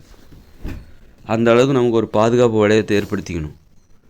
அப்போ தான் நாம் நம்முடைய செயல்பாடுகள், அப்போ தான் ஒரு லட்சியத்தையே உருவாக்க முடியும். அதனால தான் எல்லோரும் ஏன் லட்சியவாதிகளாக இல்லை. இப்போ வெளிநாட்டில் வந்து நிறைய பேர், கொஞ்சம் பேர் தான் இருக்கிறாங்க, ஆனால் நிறைய பேர், நிறைய லட்சியவாதிகள் இருக்காங்க. என்ன காரணம்னா அங்கே அவங்க இடையூறுகளை அனுமதிக்க மாட்டாங்க. நீ வெளிநாட்டில் உள்ள ஒரு பொண்ணுகிட்ட போயிட்டு நீ வந்து வேலைக்கு போகாத, எங்களுக்கு தேவையான சாப்பாடை நீ சமைச்சு கொடு, வீட்டை சுத்தம் பண்ணு, எல்லார் துணியும் நீ துவைச்சி போடுன்னு சொன்னால் அவள் பண்ணுவாடா? பண்ண மாட்டா. அவளுக்கு கோபம் வரும். அவள் பிறகு இடையூறுகளை அனுமதிக்க மாட்டா. அவள் அங்கே வெளிநாட்டில் ஒரு மேலை நாட்டில் உள்ள ஒரு பொண்ணு, நான் எதுக்கு செய்யணும், நானே வேலைக்கு போய் சம்பாதிக்க போகிறேன், நான் எதுக்கு அதை செய்யணும், உன் வேலையை நான் எதுக்கு செய்யணும், எனக்கு என்ன திறமை இல்லையா அப்படின்னு சொல்லிட்டு. அதனால தான் அங்கே ரொம்ப சுதந்திரம், பாலியல் சுதந்திரம் ஏன் அங்கே இருக்குது. ரொம்ப சுதந்திரமானவங்க அவங்க. அவங்களுடைய அன்பும் கூட ரொம்ப உண்மையானதாக தான் இருக்கும். நம்ம வந்து உடனே அவங்க ரொம்ப சுதந்திரமாக இருக்காங்க, பொது வெளியில் முத்தம் கொடுத்துக்கிறாங்க, அவங்க ஆபாசமாக ட்ரெஸ், அரைகுறை ட்ரெஸ் போடுறாங்க, உடனே அவங்க மோசமானவங்க, நம்ம தான் ரொம்ப ஒழுக்கமானவங்க, இழுத்து பூத்திக்கிட்டு நம்ம சுற்றிக்கிட்டு அலையிறோம், நம்ம தான் ரொம்ப ஒழுக்கம் அப்படின்னு சொல்லிட்டு நம்மளை வந்து நியாயப்படுத்துறது, நம்மளை வந்து ஒரு இது, அது வந்து தப்பு. அவங்க உண்மையிலே அவங்க வந்து ஏன் அவ்வளோ வீரமாக இருக்காங்க. மேலை நாட்டுக்காரங்க ஒரு இங்கிலாந்து அல்லது கனடா அல்லது ஐரோப்பா, ஜெர்மனி, ஃப்ரான்ஸு, ரஷ்யா, சீனாக்காரங்க ஏன் அவ்வளோ வீரமாக இருக்காங்க, ஏன் அவ்வளோ திறமையாக இருக்காங்க. அவங்க யாரும் மற்றவங்கள டிஸ்டர்ப் பண்ண மாட்டாங்க, டிஸ்டர்ப் பண்ணவும் அனுமதிக்க மாட்டாங்க. அவங்கவுங்க பணத்தில் அவங்க வேலை செய்வாங்க, எல்லாருமே வேலை செய்வாங்க. ஆணாக இருந்தாலும் பெண்ணாக இருந்தாலும் உழைச்சி சாப்பிட்ணும், அவங்கவுங்க இதில் சாப்பிட்ணும். அது மாதிரி அவங்கவுங்க, அதனால தான் அவங்க வந்து சுதந்திரமாக முடிவெடுக்கிறாங்க. தன்னுடைய தனிப்பட்ட வாழ்க்கையில் பிறகு இடையூறுகளை அனுமதிக்கிறதே கிடையாது. பெற்றோர்கள் தான் இங்கே வந்து இந்தியாவில் வந்து பெற்றோர்கள் தான் திருமணத்தை நிச்சயிக்கிறாங்க அப்படின்னு அவங்க அதை கேட்டாலே ஏதோ வந்து வேற்று கிரகத்தில் நடக்கிற ஒரு நிகழ்வு மாதிரி அதை அவங்க பார்க்குறாங்க. அந்தளவுக்கு அவங்க கொடுமையானவங்களா பெற்றோர்கள்? இந்தியாவிலலாம் அந்தளவுக்கு கொடுமையானவங்களா? பெற்றோர்களை திருமணத்தை நிச்சயிக்கிற அளவுக்கு பெற்றோர்கள் அந்த அளவுக்கு சர்வாதிகாரியாக செயல்படுகிறார்களா இந்தியாவில் அப்படின்ட்டு அவங்க கேட்குறாங்க. நாம் நினச்சிக்கிறோம் இந்தியர்கள் ரொம்ப மென்மையானவங்க, ரொம்ப ஒழுக்கமானவங்க, கட்டுப்பாடு உள்ளவங்க. ஆனால் சைலண்டாக ஊம குசும்பு. இந்தியர்கள் வந்து ஊம குசும்பு, ரொம்ப அமைதியானவங்க, மென்மையானவங்க. முதல்ல வந்து அமைதியானவங்க, மென்மையானவங்க. அப்போது என்ன ஆகும்போனா இந்தியர்களுக்கு நாம் உண்மையிலே வீரமுடையவர்களா அப்படின்னு சந்தேகம் வந்துடுச்சு. ரொம்ப அமைதியாக இருந்தாலும் தெளிவாக இருக்கணும், ஒழுக்கமாக இருக்கணும், பிறரை இடையூறு செய்யாமல் இருக்கணும். அமைதியாக இருந்துட்டு மற்றவங்களை இடையூறு செய்கிற மாதிரியான ஒரு வாழ்க்கை வாழ்ந்தால் அமைதியாக இருக்க முடியாது. அமைதியாக இருக்க முடியும். அமைதியான ஆள் தான் யார்? இந்தியர்கள் மென்மையானவர்கள். ஆனால் மென்மையானவர்களாக இருந்துட்டு ஒழுங்காக இருக்கணும், மற்றவங்களை இடையூறு செய்கிற மாதிரியான ஒரு வாழ்க்கை முறை. இதுதான் ஊம குசும்புன்றது. இந்த மாதிரி மற்றவங்கள டிஸ்டர்ப் பண்ணுற மாதிரியே ஒரு வாழ்க்கை. அதனால் கெட்ட வார்த்தைகள் அதிகமாக. அதனால் வந்து இங்கே வந்து லட்சியவாதிகள் கம்மி, ஆனால் மக்கள் தொகை அதிகம். ஆனால் எல்லாம் பாருங்கள் நெருக்கமாக வீடு கட்டியிருப்பாங்க. இந்தியாவில் பார்த்திங்கன்னா நெருக்கமாக வீடு கட்டி, ஒரு பணக்காரங்க எப்படி வீடு கட்டுறாங்கன்னு பாருங்கள். ஒரு எங்கே பார்த்தாலும் பணக்காரங்க தனியாக அவங்க வீடு மற்றவங்கள டிஸ்டர்ப் பண்ணாது, தனியாக இருக்கும் வீடு. வீட்டுக்குள்ளே ஒரு காம்பவுண்டு இருக்கும், அதில் நடுவில் வீடு இருக்கும். அதே பாருங்கள் மற்ற மக்கள், ஒரு நடுத்தர மக்களோ அல்லது ஒரு ஏழைகளோ வறுமையில் இருக்கவங்க, அவங்க வீடை பாருங்கள், இடைவெளியே இருக்குது. ஒரு வீட்டுக்கு இன்னொரு வீட்டுக்கும் இடைவெளியே இருக்காது. இந்த வீட்டிலேருந்து பார்த்தா அந்த வீட்டை பார்த்துடலாம், அந்த வீட்டில் என்ன நடக்குதுன்னு பார்த்துடலாம். இதெல்லாம் டிஸ்டர்பன்ஸ், இதெல்லாம் இடையூறு. இதெல்லாம் தான் கெட்ட வார்த்தைகள் உருவாகிறதுக்கு காரணம். ஒரு மதில் சுவர், ஒரு காம்பவுண்ட் சுவர் பார்த்திங்கன்னா அந்த வீட்டுக்கும் இந்த வீட்டுக்கும் பொதுவாக இருக்கும். இந்த வீட்டிலேருந்து பார்த்தா அந்த வீட்டில் என்ன நடக்குதுங்கிற பார்த்துடலாம். ஆனால் நீங்கள் ஒரு பணக்காரன் வீட்டில் என்ன நடக்குதுன்னு வெளியிலேருந்து பார்க்கவே முடியாது. அந்த வீட்டுக்குள்ளே என்ன நடக்குது அந்த அளவுக்கு அவங்க வந்து அதான் பாதுகாப்பு வளையம். பாதுகாப்பு வளையம்னா அதுதான். மற்றவங்க நம்மளை இடையூறு செய்யக்கூடாது, மற்றவங்கள நம்மளை தனிப்பட்ட வாழ்க்கையை எட்டி பார்க்கக்கூடாது. அது மாதிரி அவங்களும் அவங்க வீட்டிலேருந்து வெளியில் பார்க்கும்போது வெளியில் எதுவும் தெரியாது. நாமளும் மற்றவங்களோட தனிப்பட்ட வாழ்க்கையை எட்டி பார்க்கக்கூடாது, மற்றவங்களும் நம்முடைய தனிப்பட்ட வாழ்க்கையை எட்டி பார்க்கக்கூடாது. அதுதான் பாதுகாப்பு வளையம், அதுதான் இடையூறு இல்லாத ஒரு வாழ்க்கை. அதனால் எப்பவும் வீட்டை கட்டும்போது கூட ரொம்ப நெரிசலான வீடுகள்லாம் இருக்குதுல்ல, அந்த மாதிரி ஏன்னா இடங்களில் வசிக்கக்கூடாது. அப்போ கெட்ட வார்த்தைகள் உருவாக ஆரம்பிச்சிடும், மனசு கெட்டு போயிடும். மனசு கெட்டு போச்சுனாக்கா அதை வந்து அதுலேருந்து வர திறமைகள், அதுலேருந்து வர செயல்பாடுகளும் கெட்டதாக தான் இருக்கும். கெட்டுப்போன மனசுலேருந்து தான் கெட்ட வார்த்தைகள் வரும். கெட்டுப்போன உடம்பிலிருந்து, உடம்பு வேறு மனசு வேறு கிடையாது. உடம்பின் பிரதிநிதி தான் மனசு. உடம்பின் பிரதிநிதி தான் மனசு. அப்படின்னா மனசுலேருந்து கெட்ட வார்த்தை வருதுன்னா மனசு கெட்டு போச்சு, கெட்ட வாடை வருது, மனசுலேருந்து கெட்ட வாடை வருது. அப்போ உடம்பும் கெட்டு போச்சுன்னு அர்த்தம். மனசு கெட்டு போச்சுன்னா உடம்பும் கெட்டு போச்சு. கெட்டுப்போன உடம்பிலிருந்து தான் பிணத்திலிருந்து தான், இறந்து போன பிணத்திலிருந்து தான் நாற்றம் வரும் என்பது போல் கெட்டுப்போன உடம்பிலிருந்தும் கெட்டுப்போன மனதிலிருந்தும் தான் கெட்ட வார்த்தைகள் வெளிப்படும். அது ரொம்ப பாதிக்கப்பட்டிருக்காங்கன்னு அர்த்தம். இடையூறுகளால் பாதிக்கப்பட்டிருக்காங்க. கெட்ட வார்த்தை போடுறாங்கன்னா என்ன அர்த்தம் அப்படின்னா இடையூறுகளால் பாதிக்கப்பட்டிருப்பாங்க. அதனால் நம்ம எப்போவுமே ஒரு வீடை கட்டும்போது கூட நம்ம வீடு தனியாக இருக்கணும்னா அதுக்காக பக்கத்தில் யாருமே இருக்கக்கூடாது. ஒரு தோட்டத்தில் போய் யாருமே வசிக்காத ஒரு தோட்டத்தில் போய் நம்ம வீட்டை கட்டணும் அப்படி சொல்லலை. ஒரு வீட்டுக்கும் இன்னொரு வீட்டுக்கும் இடைவெளி இருக்கணும். ஒரு காம்பவுண்டுக்கும் இன்னொரு இப்போ என்னென்னா ஒரு காம்பவுண்டு சவுறு எல்லாமே பொதுவானதாக இருக்குது. அந்த வீட்டுக்கும் இந்த வீட்டுக்கும் பொதுவான காம்பவுண்டாக இருக்குது, ஒரே காம்பவுண்டு. நான் என்ன சொல்கிறேன்னா ஒரு காம்பவுண்டுக்கும் இன்னொரு காம்பவுண்டுக்கும் இடைவெளி, ஒரு பொதுவான வழி இருக்கணும். அதுக்கப்புறம் தான் இன்னொரு காம்பவுண்டே ஆரம்பிக்கணும். காம்பவுண்ட் சவுரே இங்கே ஒரு வீட்டோட சவுரே பொதுவாக இருக்குது. அந்த மாதிரி வீடை வாங்குகிறாங்க. அதாவது ரெண்டு பேரோட வீட்டுக்கு ஒரே சுவர், நடுவில் ஒரு சுவர் தான் இருக்குது. அது போய் அந்த சுவத்துக்கு இவங்களும் சொந்தம் கொண்டாடுவாங்க, அவங்களும் சொந்தம் கொண்டாடுவாங்க. ஒரு வீட்டோட வீட்டையே தனித்தனியாக கட்ட முடியல. அந்த அளவுக்கு அது எந்த அளவுக்கு அவசியம்னு அவங்களுக்கு தெரில. ஒரு வீட்டையே அவங்க தனித்தனியாக கட்ட மாட்டேங்கிறாங்க. 2 வீடு இருக்குது, 2 வீட்டில் உள்ள நடுவில் உள்ள சுவர் 2 வீட்டுக்கும் பொதுவானதாக இருக்குது. அந்த அளவுக்கு இதெல்லாம் இடையூறுகள். இந்த மாதிரியான இடையூறுகள் எல்லாமே நம்மளுக்கு கூச்சத்தை ஏற்படுத்தும், தயக்கத்தை. நம்ம மனசு டிஸ்டர்ப் ஆகும். நம்ம குடிசையில் வாழ்ந்தால் கூட நம்ம தனியாக இருக்கணும். நம்முடைய குடிசை தனியாக இருக்கணும். நமக்கு ஒரு காம்பவுண்ட் சவர் இருக்கணும். நிறைய இடங்களை ஆக்கணும். நமக்கு தேவையான இடங்கள் ஒரு காம்பவுண்ட் சவர் இருக்கணும், முன்னாடி இடம் இருக்கணும், வீட்டை சுற்றி இடம் இருக்கணும். அங்கே நம்ம செடிகள் மரங்களை நட்டு வளர்க்கணும். அப்புறம் நம்ம காம்பவுண்ட் சவர் அது நமக்கு தான் சொந்தமானதாக இருக்கணும். அதுக்கப்புறம் ஒரு இடைவெளி நிலம், அது 2 வீட்டுக்காரங்களும் போகிற மாதிரி ஒரு இடைவெளி நிலம். அதுக்கப்புறம் இன்னொரு காம்பவுண்ட் சவர், அதுக்கப்புறம் இன்னொரு வீடு. இப்படி இருக்கணும். இந்த மாதிரி இடையூறு இல்லாமல் வாழணும். வசிப்பிடத்தில் இடையூறு இல்லாமல் வாழணும். நாம் அப்படி வாழலை. எல்லாம் நெருக்கி அடிச்சுட்டு ஒரு தெருவு பாருங்கள். இந்தியாவில் பெரும்பாலான எல்லாம் டிஸ்டர்பன்ஸ். அதனால தான் இந்தியர்கள் கோழைகள் ஆகிட்டாங்க, கூச்ச சுபாவிகள். இந்தியர்கள் ஏன் கூச்ச சுபாவி? அவங்க ஏன் கோழைகள் ஆனாங்க? ஏன் கூச்ச சுபாவம் உடையவர்கள்? அது காரணம் கூச்ச சுபாவம். ஏன் கூச்ச சுபாவம்னா இடையூறுகள். இந்தியர்களுடைய பழக்கம் என்னென்னா ஒருத்தர் அடிமைப்படுத்திக்கிறது. குடும்பத்துக்குள்ளே பெண்களை அடிமைப்படுத்துறது. வெளியில்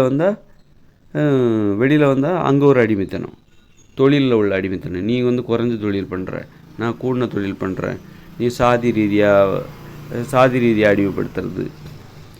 அப்போ இந்த அடிமைத்தனம், இந்த இடையூறு செய்கிற வாழ்க்கை முறை இருக்குல்ல, இடையூறுகளை அனுமதிக்கின்ற வாழ்க்கை, இவர் சகிப்புத்தன்மை உடையவரான். இவருடைய சகிப்புத்தன்மை என்னென்னாக்கா இந்த இடையூறுகளை சகித்து கொள்கிற தன்மை தான் இந்தியர்களோட சகிப்புத்தன்மை.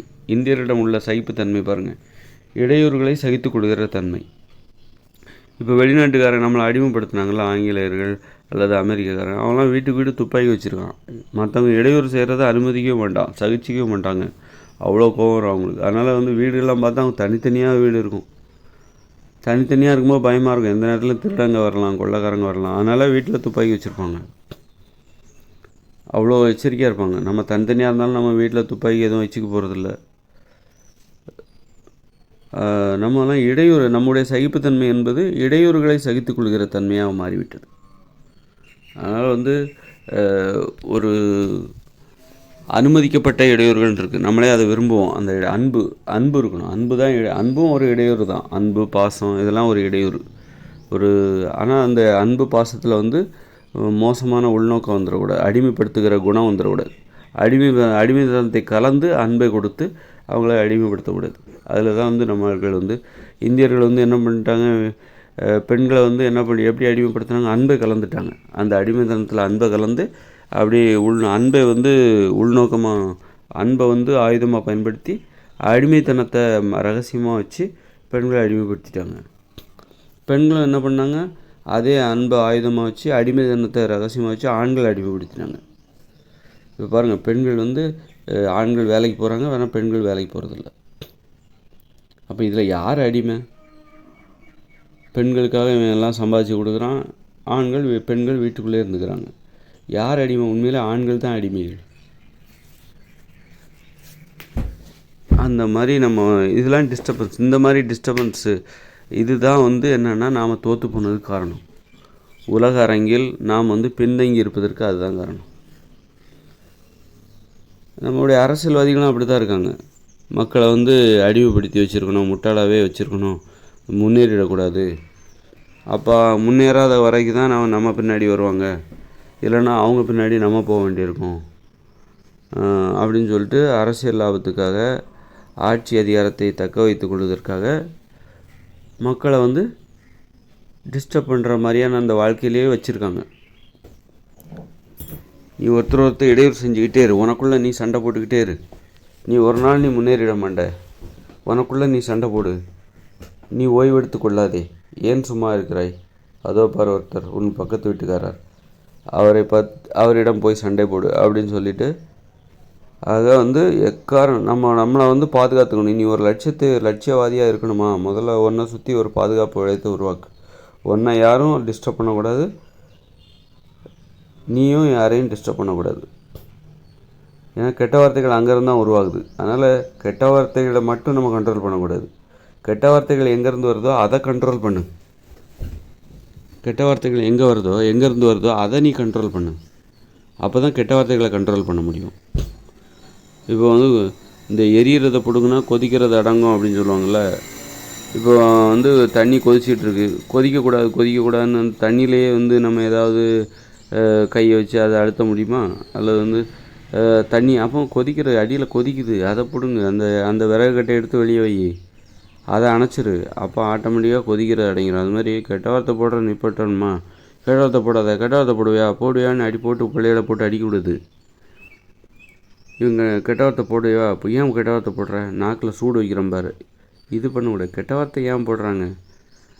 அவங்க இடையூறுகளால் பாதிக்கப்பட்டிருக்காங்க. இடையூறுகளால் மற்றவங்க அவனை டிஸ்டர்ப் பண்ணுறாங்க, பெண்களை ஆண்களை டிஸ்டர்ப் பண்ண, அதனால் கெட்ட வார்த்தை போடுறாங்க. இப்போ நீ படிக்கிற காலையில் 3 மணிக்கே எழுந்துச்சி படி அப்படின்னு பெற்றவங்க எழுந்துச்சி எழுப்புறவங்க. அப்போ தான் நீ இன்ஜினியர் ஆக முடியும், பின்னாடி இன்ஜினியராகவோ டாக்டராகவோ ஆக முடியும். அப்போ அந்த பிள்ளைகள் என்ன பண்ணுவோம், மனசுக்குள்ளே கெட்ட வார்த்தை போட ஆரம்பிச்சிருவாங்க. அம்மாவை பார்த்து, இவ ஒருத்தி தூங்க விட மாட்டா அப்படின்னு சொல்லிட்டு அம்மா கெட்ட வார்த்தையால் போட்டு திட்டுவாங்க. காலங்காத்தால 4 மணிக்கெலாம் எழுப்பி விட்டுறாயா அப்படின்னு சொல்லிட்டு மனசுக்குள்ளே கெட்ட வார்த்தை போடுவாங்க.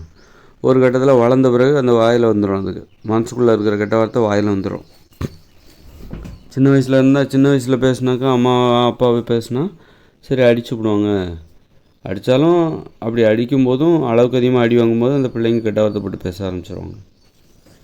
அதனால் பெற்றோர்கள் பிள்ளைகளை இடையூறு செய்கிற மாதிரி, அதாவது பிள்ளைகளுக்கு நல்லது செய்கிறோன்னு சொல்லிட்டு நல்ல அவங்களுக்கு தனி வீடு இருக்கும், நல்ல வசதியாக இருப்பாங்க. ஆனால் அவங்க என்ன பண்ணுவாங்க, நல்லா படிச்சிருப்பாங்க. ஆனால் பிள்ளைகளுக்கு நல்லது செய்கிறோம், அவங்கள பிற்காலத்தில் நல்ல ஒரு போஸ்டிங் கொண்டு போகணும், நல்லா பணம் சம்பாதிக்க வைக்கணும், நம்மளை மாதிரி கஷ்டப்படக்கூடாதுன்னு சொல்லிட்டு காலைல 4 மணிக்கு 3 மணிக்கெலாம் ஏந்தி இன்னும் என்ன தூக்கம், ஹோம்ஒர்க் பண்ணு படி அப்படின்னு சொல்லி எழுப்புவாங்க. சில பெற்றோர்கள் சூடெல்லாம் வைப்பாங்க பிள்ளைகளுக்கு, நான் பார்த்துருக்கேன். அது அந்த மாதிரி சூடு போட்ட அந்த காயத்தெல்லாம் பார்த்துருக்கேன். அப்போ இந்த பிள்ளைகள் இது பெற்றோர்கள் என்ன பண்ணுறாங்க, அவங்க பிள்ளைகளுக்கு நல்லது செய்கிறேன்னு சொல்லிட்டு இந்த மாதிரி பண்ணும்போது அந்த பிள்ளைகளுக்கு பெற்றோர்களுக்கு மேலே மனசுக்குள்ளே ஒரு கோபம், பொறுமை இழந்துருவாங்க, அமைதி இழந்துருவாங்க. அப்போ கெட்ட வார்த்தை போட ஆரம்பிச்சிடுவாங்க. கெட்ட வார்த்தை போட்டால் தயக்கம் வந்துடும், கூச்சம் வந்துடும். அப்போ அவங்க லட்சியமே உருவாக்க முடியாது. அதனால் ரொம்ப மென்மையாக வளர்க்கணும், குழந்தைகளை மென்மையாக வளர்க்கணும், பாதுகாப்பாக வளர்க்கணும்.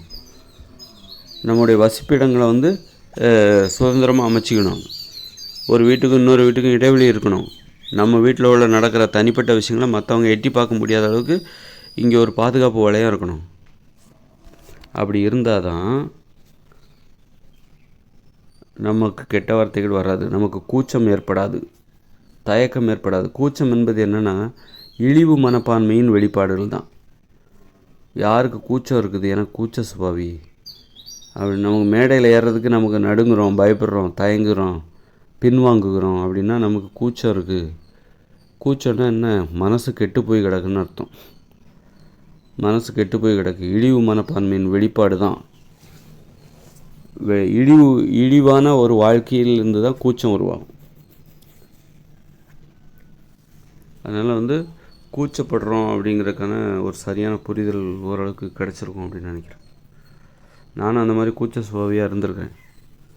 சின்ன வயசு வாழ்க்கை ரொம்ப, அதனால தான் நான் இவ்வளோ நாள் கழித்து நான் ஏன் நான் வீடியோ போடுறேன். கிட்டத்தட்ட என்னுடைய ஆய்வு முடிய போகுது. அப்போ தான் நான் அந்த வீடியோ போடுற அளவுக்கு நான் தகுதியானவனாக மாறுறேன். அப்படின்னா அந்த அளவுக்கு இடையூறுகளால் நான் பாதிக்கப்பட்டிருக்கேன். நானும் மற்றவங்கள இடையூறு செஞ்சுருக்கேன். இப்படி தான் என் வாழ்க்கை கடந்து போயிடுச்சு. அதனால தான் என்னால் இதை சரியாக சொல்ல முடியுது.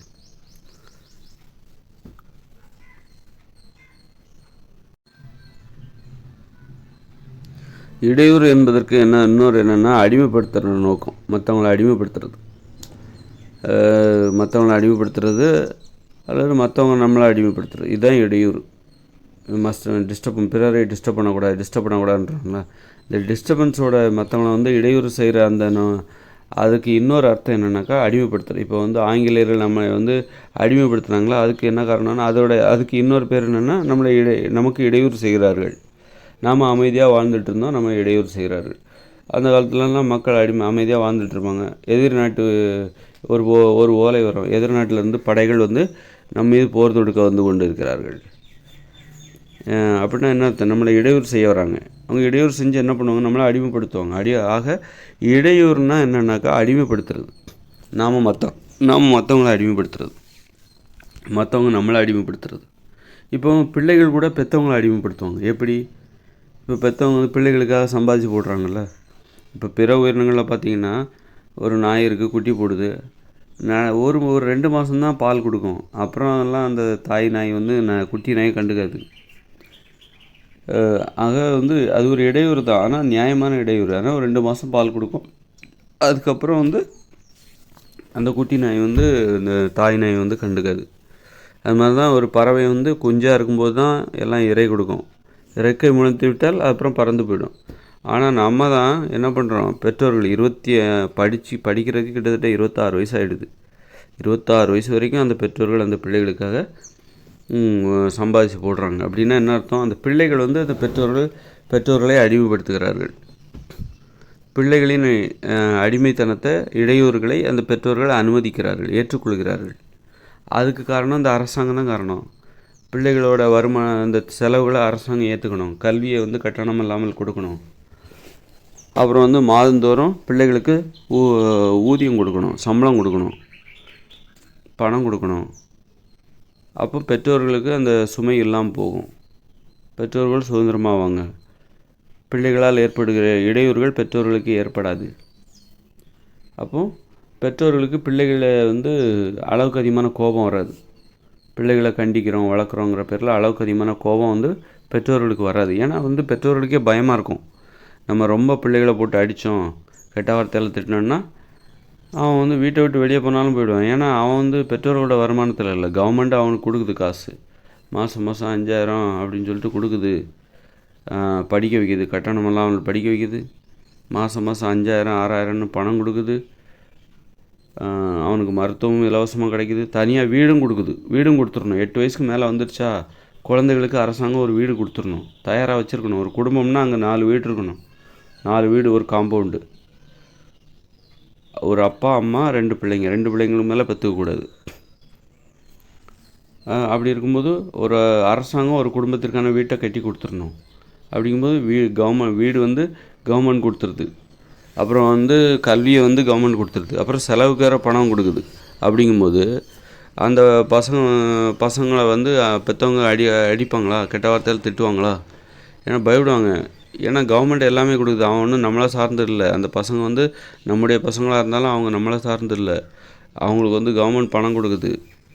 அதனால் நம்ம அந்த பசங்களை அடித்தா அவன் ஒன்று காவல் நிலையத்தில் புகார் கொடுப்பாங்க. அதில் நியாயமும் இல்லை. ஏன் பசங்களை அடிக்கிற அப்படின்னு எல்லாருமே கேட்பாங்க. உனக்கு என்ன வந்தது, அவங்கள எதுக்கு அடிக்கிற, அந்த அளவுக்கு அடிக்கிறதுக்கோ கெட்ட வார்த்தையில் திட்டுறதுக்கோ உனக்கு என்ன உரிமை இருக்குது அப்படின்னு எல்லாருமே கேட்பாங்க. போலீஸும் வந்துடும், என்னத்துக்கு நீ அடிக்கிற, நீ அவனுக்கு செலவு பண்ணுற, கவர்மெண்ட் செலவழிச்சிக்கிட்டு இருக்கு, நீ எப்படி அடிக்கலாம்னு சொல்லிட்டு கவர்மெண்ட்டுக்கு கோவம் வரும். ஒரு பிள்ளைகள் அடித்தா கவர்மெண்ட்டுக்கு கோவம் வரும். இங்கே மக்கள் பாதிக்கப்பட்டால் கவர்மெண்ட்டுக்கு கோவம் வரணும், அரசாங்கத்துக்கு கோவம் வரணும். எப்போ கோவம் வரும், அரசாங்கம் இவங்களுக்கு செலவழிக்கணும். பெற்றவங்களுக்கு ஏன் கோவம் வருது, பிள்ளைகளை பக்கத்து யாரோ ஒருத்தர் பிள்ளைகளை அடிக்கிறாங்க அப்படின்னா அந்த பெற்றவங்களுக்கு ஏன், அந்த பிள்ளைகளோட அப்பாவுக்கு பெற்றோர்களுக்கு ஏன் கோவம் வருதுன்னா அந்த பிள்ளைகளுக்காக பெற்றோர்கள் செலவழிக்கிறாங்க, பார்த்துக்கிறாங்க, கண்ணும் பார்த்துக்கிறாங்க. அதனால அந்த பெற்றோர்களுக்கு கோவம் வருது. அதே மாதிரி தான் பிள்ளைகளை பெற்றோர்களே அடித்தா கூட அரசாங்கத்துக்கு கோவம் வரணும். இந்த மக்கள் பாதிக்கப்பட்டாங்கனாக்கா அரசாங்கத்துக்கு கோவம் வரணும். அப்படின்னா என்ன, அந்த அரசாங்கத்துக்கு அந்த கோவம் வரணும்னா அந்த உரிமை எப்படி வரும், செலவு செஞ்சுருக்கணும். இந்த மக்களுக்காக பிள்ளைகளுக்காக செலவு செஞ்சுருக்கணும். எந்த செலவும் செய்கிறதில்ல, பிடுங்கிறது தான் வேலை. அவங்ககிட்ட மக்கள்கிட்ட இருந்து பிடுங்கிக்கிட்டே இருக்கணும், வரிங்கிற பேரில் பிடுங்கிக்கிட்டே இருக்கணும். மக்கள்கிட்ட இருக்கிற பணத்தை எல்லாத்தையும் பிடுங்கிக்கிட்டே இருக்கணும். இதுதான் அரசாங்கத்தோட வேலை. அரசாங்கத்திற்கு இதாங்க வேலை பொழுது.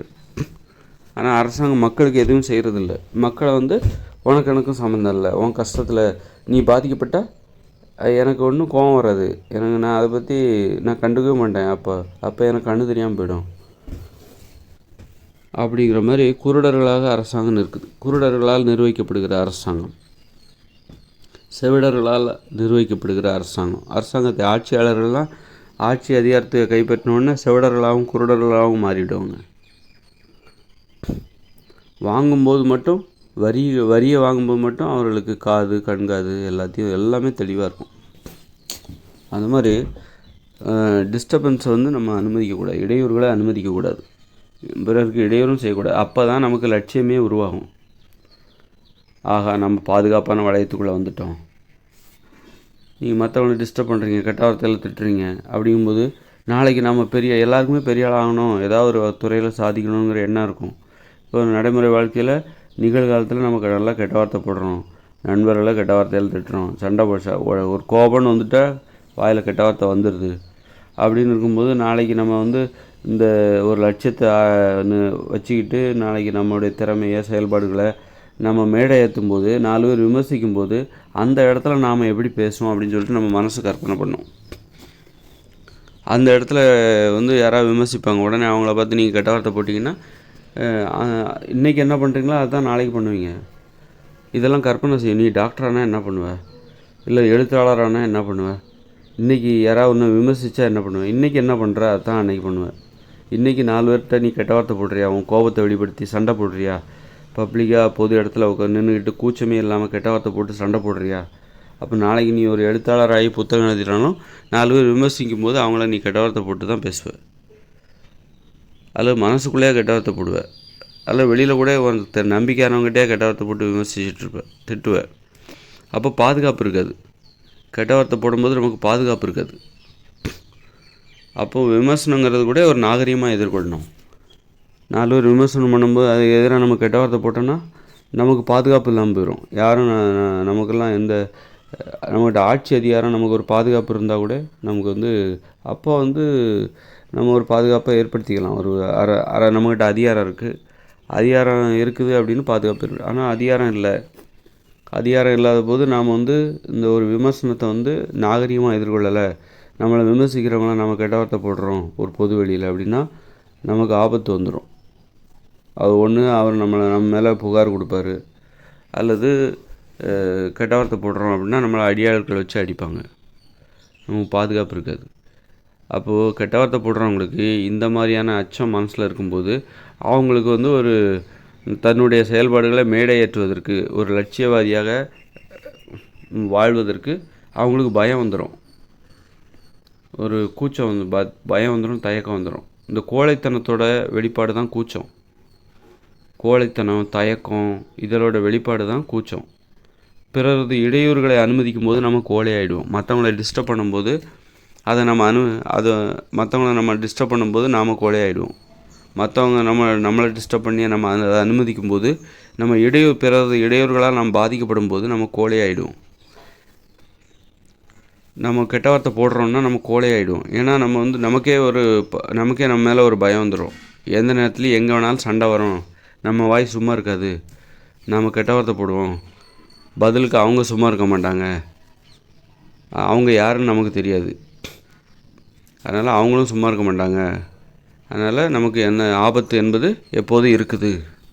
நம்ம எங்கே போனாலும் நமக்கு அடி கிடைக்கிறதுக்கு வாய்ப்பு இருக்குது. அதனால் வந்து லட்சியங்கிற பேரில் பெரிய பெரிய இடத்துக்கெலாம் நீ போயிடாத, பெரிய பெரிய உன்னுடைய திறமையில நீ மேடையாற்றணும்னு நினைக்காத. அங்கே நிறைய பேர் விமர்சிப்பாங்க, நீ உனக்கு கோபம் வரும், நீ டக்குன்னு கெட்ட வார்த்தையெல்லாம் எதாவது பேசுவேன், சுற்றி இருக்கிறவங்க உன்னை அடிச்சு போடுவாங்க, போலீஸில் கம்ப்ளைண்ட் பண்ணுவாங்க, உள்ளே தள்ளிடுவாங்க. அந்த இடத்துக்கு போகிறதுக்கு உனக்கு லாய்க்கு இல்லை, நீ இந்த அளவுக்கு தகுதி கிடையாது, அந்த இடத்துக்கு போகிற அளவுக்கு ஒரு லட்சியவாதியாக வாழ்வதற்கு உனக்கு தகுதி இல்லை, உன்னுடைய திறமைகளை மேடையேற்றுவதற்கு உனக்கு தகுதி இல்லை, அந்த அளவுக்கு நீ ஆள் கிடையாது, பேசாமல் நீ இங்கே இரு. ஏன்னா உன் வாயில் அவ்வளோ கெட்ட வார்த்தை வருது, நீ அந்த அளவுக்கு பாதிக்கப்பட்டிருக்க, அந்த அளவுக்கு உனக்கு கெட்ட வார்த்தை இருக்கு உன்கிட்ட. நீ இந்த மாதிரி கெட்ட வார்த்தை பேசிட்டு நீ ஒரு லட்சியவாதியாக உன்னுடைய திறமைகளை நீ மேடையேற்றினா அப்போ நீ அங்கே விமர்சிப்பாங்க, உன்னை கேள்வி கேட்பாங்க, நீ போகிற இடங்கள்லாம் உன்னை டிஸ்டர்ப் பண்ணுவாங்க. அந்த நேரத்தில் நீ அமைதியாக இருக்கணும். நீ பொறுமை இழந்து இப்போ பேசுகிற மாதிரி தான் அங்கேயும் போய் பேசுவ, கெட்ட வார்த்தை போடுவ.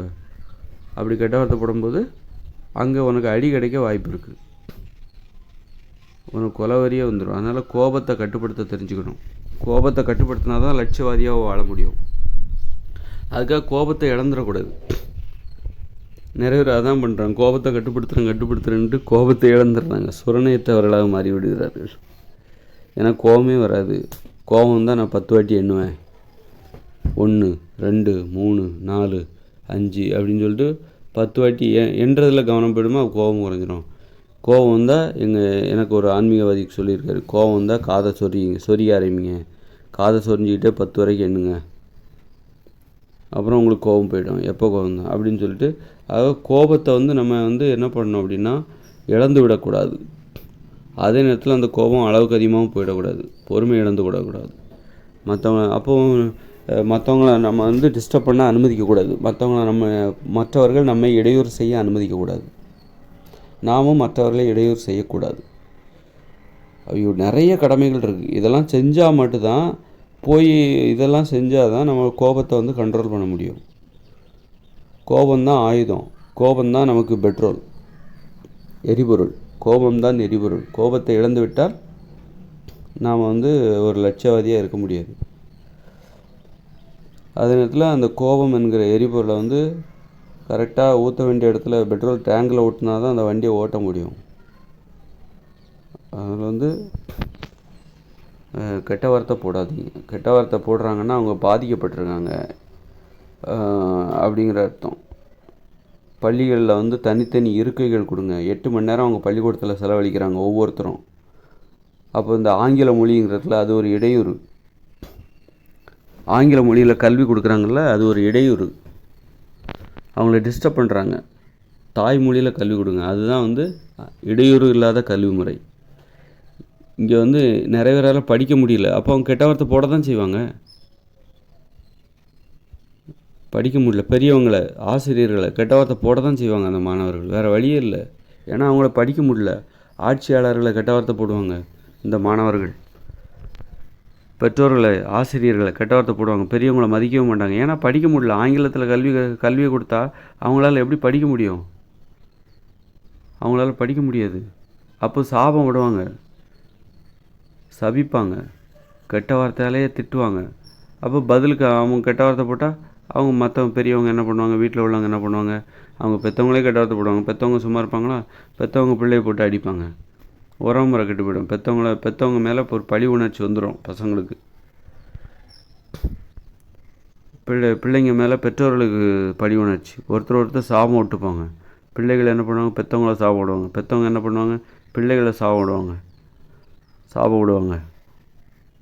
எல்லாம் காரணம் இந்த ஆங்கில வழி கல்வி தான். நமக்கு அதிகமாக கெட்ட வார்த்தை போடுறதுக்கு காரணமே இந்த ஆங்கில மொழியின் தலையீடு தான். ஆங்கில மொழி, அந்நிய மொழியின் தலையீடு.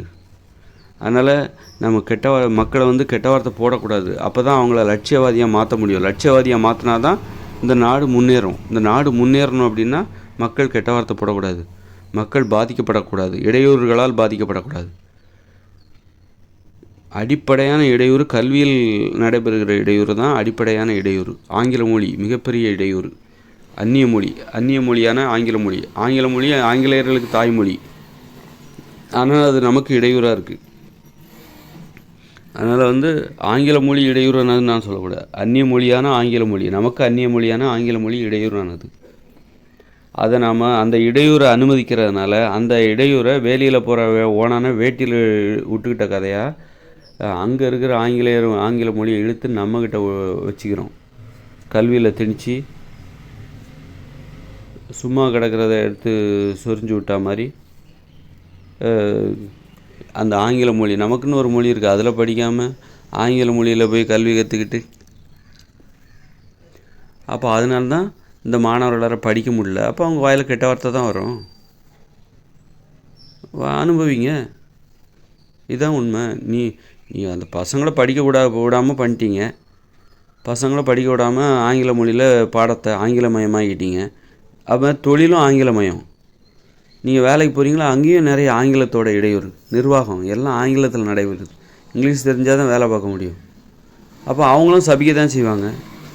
இது என்னங்க இங்கிலீஷில் போட்டிருக்கு, இது என்னங்க அப்படின்னு சொல்லிட்டு வேலை செய்கிற இடத்துல விவரமான யாருக்காவது ஒருத்தருக்கு இங்கிலீஷ் தெரியும், அவரை போய் கேட்டுட்ருப்பாங்க. இது என்னங்க கொஞ்சம் சொல்லுங்கள், இப்படின்னா என்னங்க, இங்கிலீஷில் போட்டிருக்காங்க இப்படின்னா என்னங்க அப்படின்னு சொல்லிட்டு மொபைல் ஃபோன்னால் எல்லாம் அறிவிப்புகள் எல்லாம் ஆங்கிலத்திலே இருக்குது.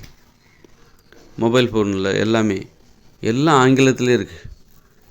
இது என்னன்னு யார்கிட்டையா கேட்டுக்கிட்டு யாரையாவது நம்ம டிஸ்டர்ப் பண்ண வேண்டியதாக இருக்குது. இப்படியும் டிஸ்டர்பாக மக்கள் எல்லாருமே ஒரு அடிப்படை அறிவு இருக்கணும்.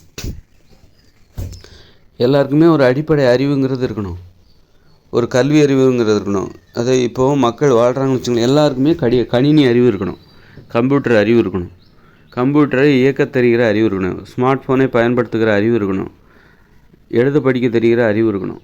நீ பெரிய திறமெல்லாம் தேவையில்லை, ஒன்றும் இல்லை, பேசிக்காக கம்ப்யூட்டர் உனக்கு தெரிஞ்சிருக்கணும். இங்கே இருக்கிற ஒவ்வொருத்தர் 120 கோடி பேருக்கும், இப்போ குழந்தைகளை விட்டுருங்க, ஒரு 10 வயசுக்கு மேலே போச்சுன்னா இங்கே எல்லாருக்கும் கம்ப்யூட்டரை எப்படி இயக்கணும், எப்படி ஸ்மார்ட் ஃபோனை இயக்கணும், எப்படி எழுத படிக்கணும் அப்படின்னு தெரிஞ்சிருக்கணும். அப்போ தான் அவங்க மற்றவங்களை டிஸ்டர்ப் பண்ண மாட்டாங்க. நீங்கள் ஆங்கிலத்தில் கல்வியை கொடுக்குறீங்க, ஒன்றும் புரியலை, பிற்காலத்தில் போயிட்டு கம்ப்யூட்டர்னு தெரியும். அப்போ கல்வியில் வெறுப்பு வந்துடுது. நிறைய பேர் படிக்கிறதே விட்டுறாங்க, எழுத படிக்கவும் தெரிய மாட்டேங்குது, கம்ப்யூட்டரும் தெரிய மாட்டேங்குது. அப்போ ஆனால் நம்மளுடைய தேவைகள் இதை சார்ந்து தான் இருக்குது, கம்ப்யூட்டர் சார்ந்து தான் இருக்குது. அப்போ போயிட்டு எனக்கு இதை பண்ணி கொடுங்களேன், எனக்கு இதை செஞ்சு கொடுங்களேன், எனக்கு ஒன்றும் தெரிய மாட்டேங்குது, இது என்னன்னு கொஞ்சம் படித்து சொல்லுங்களேன் அப்படின்னு சொல்லிட்டு ஒருத்தர் மற்றவங்களை இடையூறு செய்ய ஆரம்பிச்சிருவாங்க. இப்போ மேலை நாட்டிலாம் பார்த்திங்கன்னா எல்லாருக்குமே கல்வி அறிவு இருக்குது, எல்லாருக்குமே கணினி அறிவு இருக்குது. ஒரு ஃப்ரான்ஸு, ஒரு கனடா, நான் அமெரிக்காவை உதாரணமாக காட்ட மாட்டேன். ஏன்னா அமெரிக்கா அந்நியர்களால் நிறைந்த ஒரு நாடு, அது ஒரு அமைதியான தேசமாக இருக்க வாய்ப்பு இல்லை. அங்கே எல்லா நாட்டிலேருந்தும் அங்கே போய் வசிக்கிறாங்க.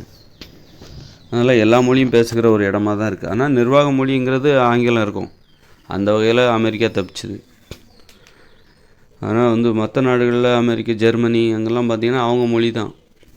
அங்கே எல்லாருக்குமே கணினி தெரியும். ஒரு 10 வயசுக்கு மேலே உள்ள எல்லாத்துக்குமே கணினி அறிவு என்பது சகஜமானது, அது ஒரு சர்வசாதாரணமானது. எழுத படிக்க அங்கே எல்லாத்துக்குமே தெரியும். 10 வயசுக்கு மேலேனா எல்லோரும் எழுத படிப்பாங்க. அப்போ போயிட்டு எனக்கு இந்த ஃபார்மை ஃபில்லப் பண்ணி கொடுங்க, பேங்கில் இந்த ஃபார்மை ஃபில்லப் பண்ணி கொடுங்க அப்படின்னு சொல்லிட்டு யார்கிட்ட போய் கேட்டுட்ருக்க மாட்டாங்க. அடிப்படையான விஷயத்தில் நாம் மற்றவங்களை டிஸ்டர்ப் பண்ணக்கூடாது. இப்போ பெண்கள் பார்த்திங்கன்னு வச்சுக்கோங்களேன், புடவை கட்டிகிட்ருப்பாங்க. அவங்களால ஒரு 2 வீலர் ஓட்ட முடியாது. அவங்க என்ன பண்ணுவாங்க, அவங்களுக்கு டிரைவராக ஆண்கள் இருப்பாங்க. வீட்டில் உள்ள ஆண்கள் என்ன பண்ணுவாங்க, இந்த பெண்களை எங்கே போனாலும் கூட்டிகிட்டு வருவாங்க. இதில் யார் அடிமை, ஆணா பெண்ணா? ஆண் தான் அடிமை. அந்த புடவையை கட்டி போட்டு ஒரு சுடிதாரை மாட்ட சொல்லுங்கள் அந்த பெண்களை. வண்டியை நீயே ஓட்டு போ, எங்கே போனாலும் நீ போயிட்டு வா, கடைக்கு போகணுமா நீ போயிட்டு வா, காலேஜுக்கு போகணுமா நீ போயிட்டு வா, உன்னை யாராவது ஒரு ஆம்பளைங்க கூட்டி கொண்டு விடுவாங்களா? வேலைக்கு போகணுமா நீ போயிட்டு வா. இந்த பெண்கள் ஒரு 2 வீலர் ஓட்ட தெரிய மாட்டேங்குது. பெண்கள், எல்லா பெண்களுக்கும் நான் சொல்லலை, பெரும்பாலான பெண்களுக்கு 2 வீலர் ஓட்ட தெரிய மாட்டேங்குது, சைக்கிள் ஓட்ட தெரிய மாட்டேங்குது. ஆனால் வேலை பார்க்குற பெண்கள் கூட ஒரு 2 வீலர் ஓட்ட தெரிய மாட்டேங்குது. அவங்க வீட்டுக்காரர் கூட்டி கொண்டு விடணும், அப்புறம் கூட்டிகிட்டு வீட்டில் கொண்டு இறக்கணும். டிரைவர் வேறு வச்சுக்கிறாங்க. இதுக்கு பேர் டிரைவர். ஆண்கள் வந்து டிரைவராக இருக்காங்க. இதுதான் டிஸ்டர்பன்ஸு. இப்போ வந்து கூட்டி கொண்டு விடுறதுக்கும் வரதுக்கும் ஆண்கள் தங்களுடைய தினசரி வாழ்க்கையில் 1 மணி நேரத்தை செலவழிக்க வேண்டியிருக்கு. ஒவ்வொரு வீட்லேயும் இந்த மாதிரி பெண்கள் இருக்காங்க.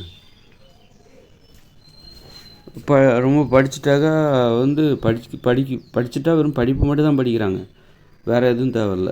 காரில் போகணுங்கிற ஆசைலாம் இருக்குது. ஆனால் 2 வீலர் ஓட்ட கற்றுக்க மாட்டேன். இன்னும் புடவையை உடுத்திக்கிட்டால் அப்புறம் எங்கே 2 வீலர் ஓட்டுறது? ஓடவே முடியாது, வேகமாக நடக்கவும் முடியாது. புடவை கலாச்சாரம் அப்படி இருக்குது. புடவை அணிகிற வரைக்கும் அந்த பெண்கள் முன்னேறவே முடியாது.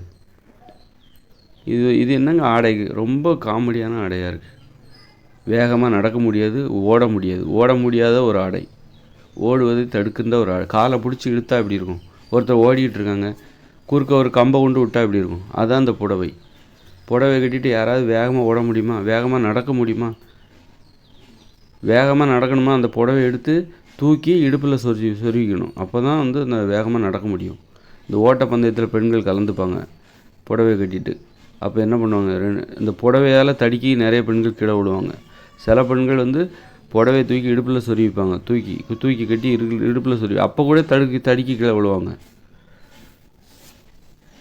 பெண்களை அடிமைப்படுத்த இந்த புடவை ஒன்றே போதும். புடவையே போதும். புடவை அணிகிற வரைக்கும் அந்த பெண்கள் வந்து முன்னேறிவிடவே மாட்டாங்க. முதல்ல வந்து புடவையிலேருந்து அவங்கள விடுதலை அடைய வைக்கணும். அது ஒரு அடிமை சங்கிலி. அது வந்து அவங்க கால்கள் கட்டப்பட்ட கயிறு, கால்களை கட்டுகிற கயிறு. அது புடவை அல்ல, அது பெண்களின் கால்களை கட்டுகிற கயிறு. அதை நீ கெட்டியாக பிடிக்கிற வரைக்கும் அது கயிறாக இருக்காது, சங்கிலியாக மாறிவிடும். நீ அதை காப்பாற்றணும், இதுதான் எங்களுடைய அடையாளம், இதுதான் எங்களுடைய கலாச்சாரம்னு நீங்கள் சொன்னீங்கன்னா அது சங்கிலியாக மாறிவிடும். கயிறாக இருந்தது சங்கிலியாக மாறிவிடும். அதனால் வந்து பெற்றோர்கள் இப்போ இனிமேல் யாரும் வந்து இப்போ எல்லாம் தாவணி போடுற கலாச்சாரம்லாம் இருந்தது.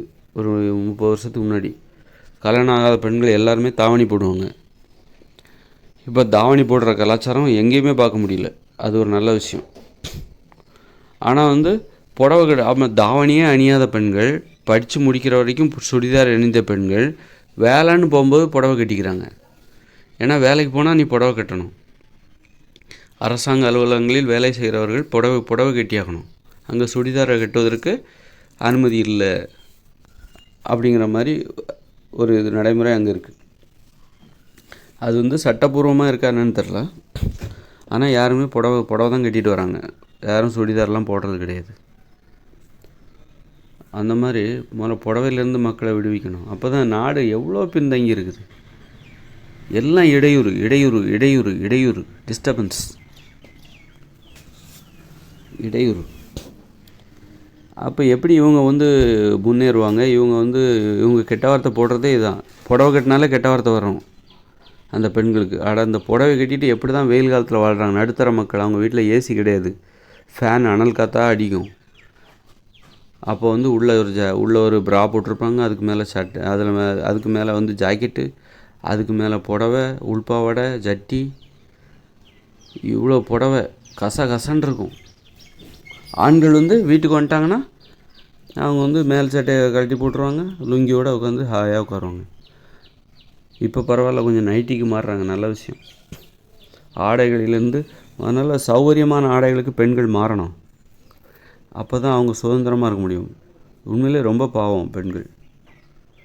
இந்த புடவை கலாச்சாரத்தால் அவங்க ரொம்பவும் பாதிக்கப்பட்டிருக்காங்க. வேகமாக ஓட முடியாது, வேகமாக நடக்க முடியாது. ஒரு 2 வீலரில் பின்னாடி உட்காரும்போது கூட 2 சைடு காலை போட்டு உட்கார முடியாது, ஒரு சைடு தான் போட்டு உட்காருவாங்க. அதனால் வந்து அரசாங்க அலுவலகங்களில் வேலை பார்ப்பவர்கள் விருப்பப்பட்டவர்கள் புடவை சுடிதார் அணிந்து கொள்ளலாம் அப்படின்னு ஒரு சட்டத்தை ஆரம்பத்தில் போடணும். உனக்கு விருப்பம் இருந்தால் நீ சுடிதார் அணிந்து கொள்ளலாம் அப்படின்ட்டு. முதல்ல சீருடை, அது முக்கியம். இந்த நிறம்தான் உங்களுடைய சீருடை அப்படின்னு சொல்லிட்டு அரசாங்க அலுவலகங்களில் வேலை பார்ப்பவர்கள், தனியார் அலுவலகங்களில் வேலை பார்ப்பவர்கள் வந்து உங்களுக்கு விருப்பம் இருந்தால் நீங்கள் சுடிதார் அணிந்து கொள்ளலாம் அப்படின்னு சொல்லிட்டு முதல்ல சொல்லணும். அப்போ நிறைய பேர் சுடிதார் அணிஞ்சிட்டு வர ஆரம்பிச்சிருவாங்க. சுடிதார் புடவை நிறைய பேர் அதை பார்த்து மற்றவங்க பின்பற்ற ஆரம்பிச்சிருவாங்க. சில வயசான பெண்கள் இருப்பாங்க, அவங்களுக்கு வந்து சுடிதார் பழக்கம் இல்லாமல் இருக்கும். சரி அவங்கள போட்டு அவங்க அதுக்கு எதிர்ப்பு தெரிவிப்பாங்க கண்டிப்பாக. அதனால் விருப்பம் உள்ளவங்களும் முதல்ல வந்து சுடிதார் அணிய சொல்லணும். அதன் பிறகு குறிப்பிட்ட வயசுக்கு மேலே உள்ளவங்க, அதாவது வயசுக்கு கீழே உள்ளவங்க 40 வயசுக்கு கீழே இருக்காங்களா, அவங்க கண்டிப்பாக சுடிதார் தான் அணியணும். அல்லது சுடிதாரை தவிர இன்னும் வேறு ஏதாவது பாதுகாப்பான, இன்னும் பெண்கள் வந்து சுதந்திரமாக நடப்பதற்கும் ஓடுவதற்கும் உதவி செய்கிற ஆடைகளை சீருடைகளாக, வேலை செய்கிற இடத்தில் தனியார் நிறுவனமாக இருந்தாலும் சரி, அரசு நிறுவனமாக இருந்தாலும் சரி, அவங்களுக்கு அந்த சீருடையை கொடுக்கணும். அப்போ தான் பெண்கள் முன்னேற முடியும், பெண்கள் விடுதலை அடைய முடியும். இது என்ன ஏதோ சாதாரண விஷயம் கிடையாது, இதெல்லாம் ரொம்ப மோசமானது. இந்த ஆடை கலாச்சாரம் இருக்க, புடவை கலாச்சாரம், ஆண்கள் மட்டும் வேட்டியிலேருந்து விடுதலை அடைஞ்சிட்டாங்க, பேண்ட்டு போட ஆரம்பிச்சிட்டாங்க, முழுக்கால் சட்டை அணிய ஆரம்பிச்சிட்டாங்க. ஆண்கள் வந்து ஆடைகளில் சுதந்திரம் அடைய ஆரம்பிச்சிட்டாங்க. வீட்டில் கூட லுங்கி கட்டுறதை தவிர்க்கலாம், அதுக்காக ஷார்ட்ஸ் போடலாம். இந்த மாதிரி ஆடைகளையும் கண்ட்ரோல் பண்ணணும். அரசாங்கம் வந்து நீ இந்த ஆடை தான் உடுத்தணும் அப்படின்னு சொல்லிட்டு அவங்கள கண்ட்ரோல் பண்ணணும். அப்போ தான் அவங்க விடுதலை அடைவாங்க. ஆடைகள் எல்லாம் அவங்க தனிப்பட்ட விருப்பம் அப்படின்லாம் சொல்லக்கூடாது. எதுவுமே இங்கே தனிப்பட்ட, எல்லாருமே தனிப்பட்ட விருப்பங்களையும் அதில் வந்து நல்ல தனிப்பட்ட விருப்பங்களை பொதுவானதாக மாற்றணும்.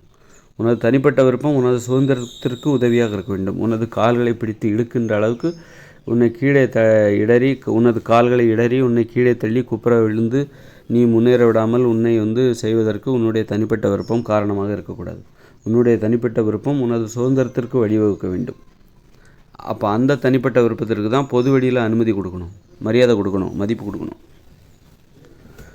அதனால் இடையூறுகளை அனுமதிக்கவே கூடாது நம்ம வந்து. அப்போ தான் அதனால் நம்ம இடையூறுகளை சகிச்சுக்கிட்டதுனால தான், நாம் இடையூறுகளை சகிச்சுக்கிட்டால் நம்ம கோழையாயிடும். ஏன்னா இடையூறுகளுக்கு எதிராக ஒரு எதிர்ப்புங்கிறது மனசில் ஏற்பட்டே தரும். இடையூறுகளை சகிச்சுக்கிறேன்னா, இடையூறு நீ என்ன வேணால் இடையூறு செய்ய, என் மனசு அதற்கு எதிர்ப்பு தெரிவிக்க, நம்ம வெளியில் எதிர்ப்பு தெரிவிக்காமல் இருக்கலாம் பயத்தில், ஆனால் மனசு எதிர்ப்பு தெரிவிக்கும், கெட்ட வார்த்தை போட்டு திட்டிக்கும். இந்தியர்கள் இப்படி தான் வந்து மனசை ஆளுமை செஞ்சுக்கிறாங்க. யாராவது டிஸ்டர்ப் பண்ணுறாங்களா மனசுக்குள்ளே திட்டிப்பாங்க, சாபம் விட்டுப்பாங்க, அதில் அவங்களுக்கு ஒரு ஆறுதல். இப்படியே அவங்க வாழ்ந்துட்டாங்க. அதனால் கோழை ஆகிடுவாங்க. நீங்கள் வந்து கெட்ட வார்த்தை போட்டாலோ, மற்றவங்கள நீங்கள் டிஸ்டர்ப் பண்ணாலோ, மற்றவங்க உங்களை டிஸ்டர்ப் பண்ண அனுமதித்தாலோ, நீங்கள் அனுமதிக்கிறீங்க, நீ என்ன டிஸ்டர்ப் பண்ணிக்கோ, என்ன இடையூறு செய்துக்கோ அப்படின்னு இப்போ கோழை ஆகிடுவீங்க. கெட்ட வார்த்தை போட்டால் கோழை ஆகிடுவீங்க. கெட்ட வார்த்தை போட்டால் அவர் கோழை. ஒருத்தர் கெட்ட வார்த்தை போடுறாரு, அவருடைய பேச்சில் கெட்ட வார்த்தை வருதுன்னா அவர் கோழை ஆகிட்டார். அதான் அறிகுறி. கூச்ச சுபாவமாக இருக்கிறாரு, அவர்கிட்ட கண்டிப்பாக கூச்சம் இருக்கும், தயக்கம் இருக்கும், பின்வாங்குகிற அந்த கோழைத்தன்மை அவர்கிட்ட இருக்கும். அதனால் வந்து கெட்ட வார்த்தை போடக்கூடாது. கெட்ட வார்த்தை போடுறதுக்கு இடையூறு செய்யக்கூடாது. இடையூறுங்கிறது எப்படிலாம் பாருங்கள், ஆடை வடிவில் இருக்குது, இந்த புடவை கலாச்சாரம், இதெல்லாம் இடையூறு. கெட்ட வார்த்தை போடுறதுக்கு இதெல்லாம் காரணம்.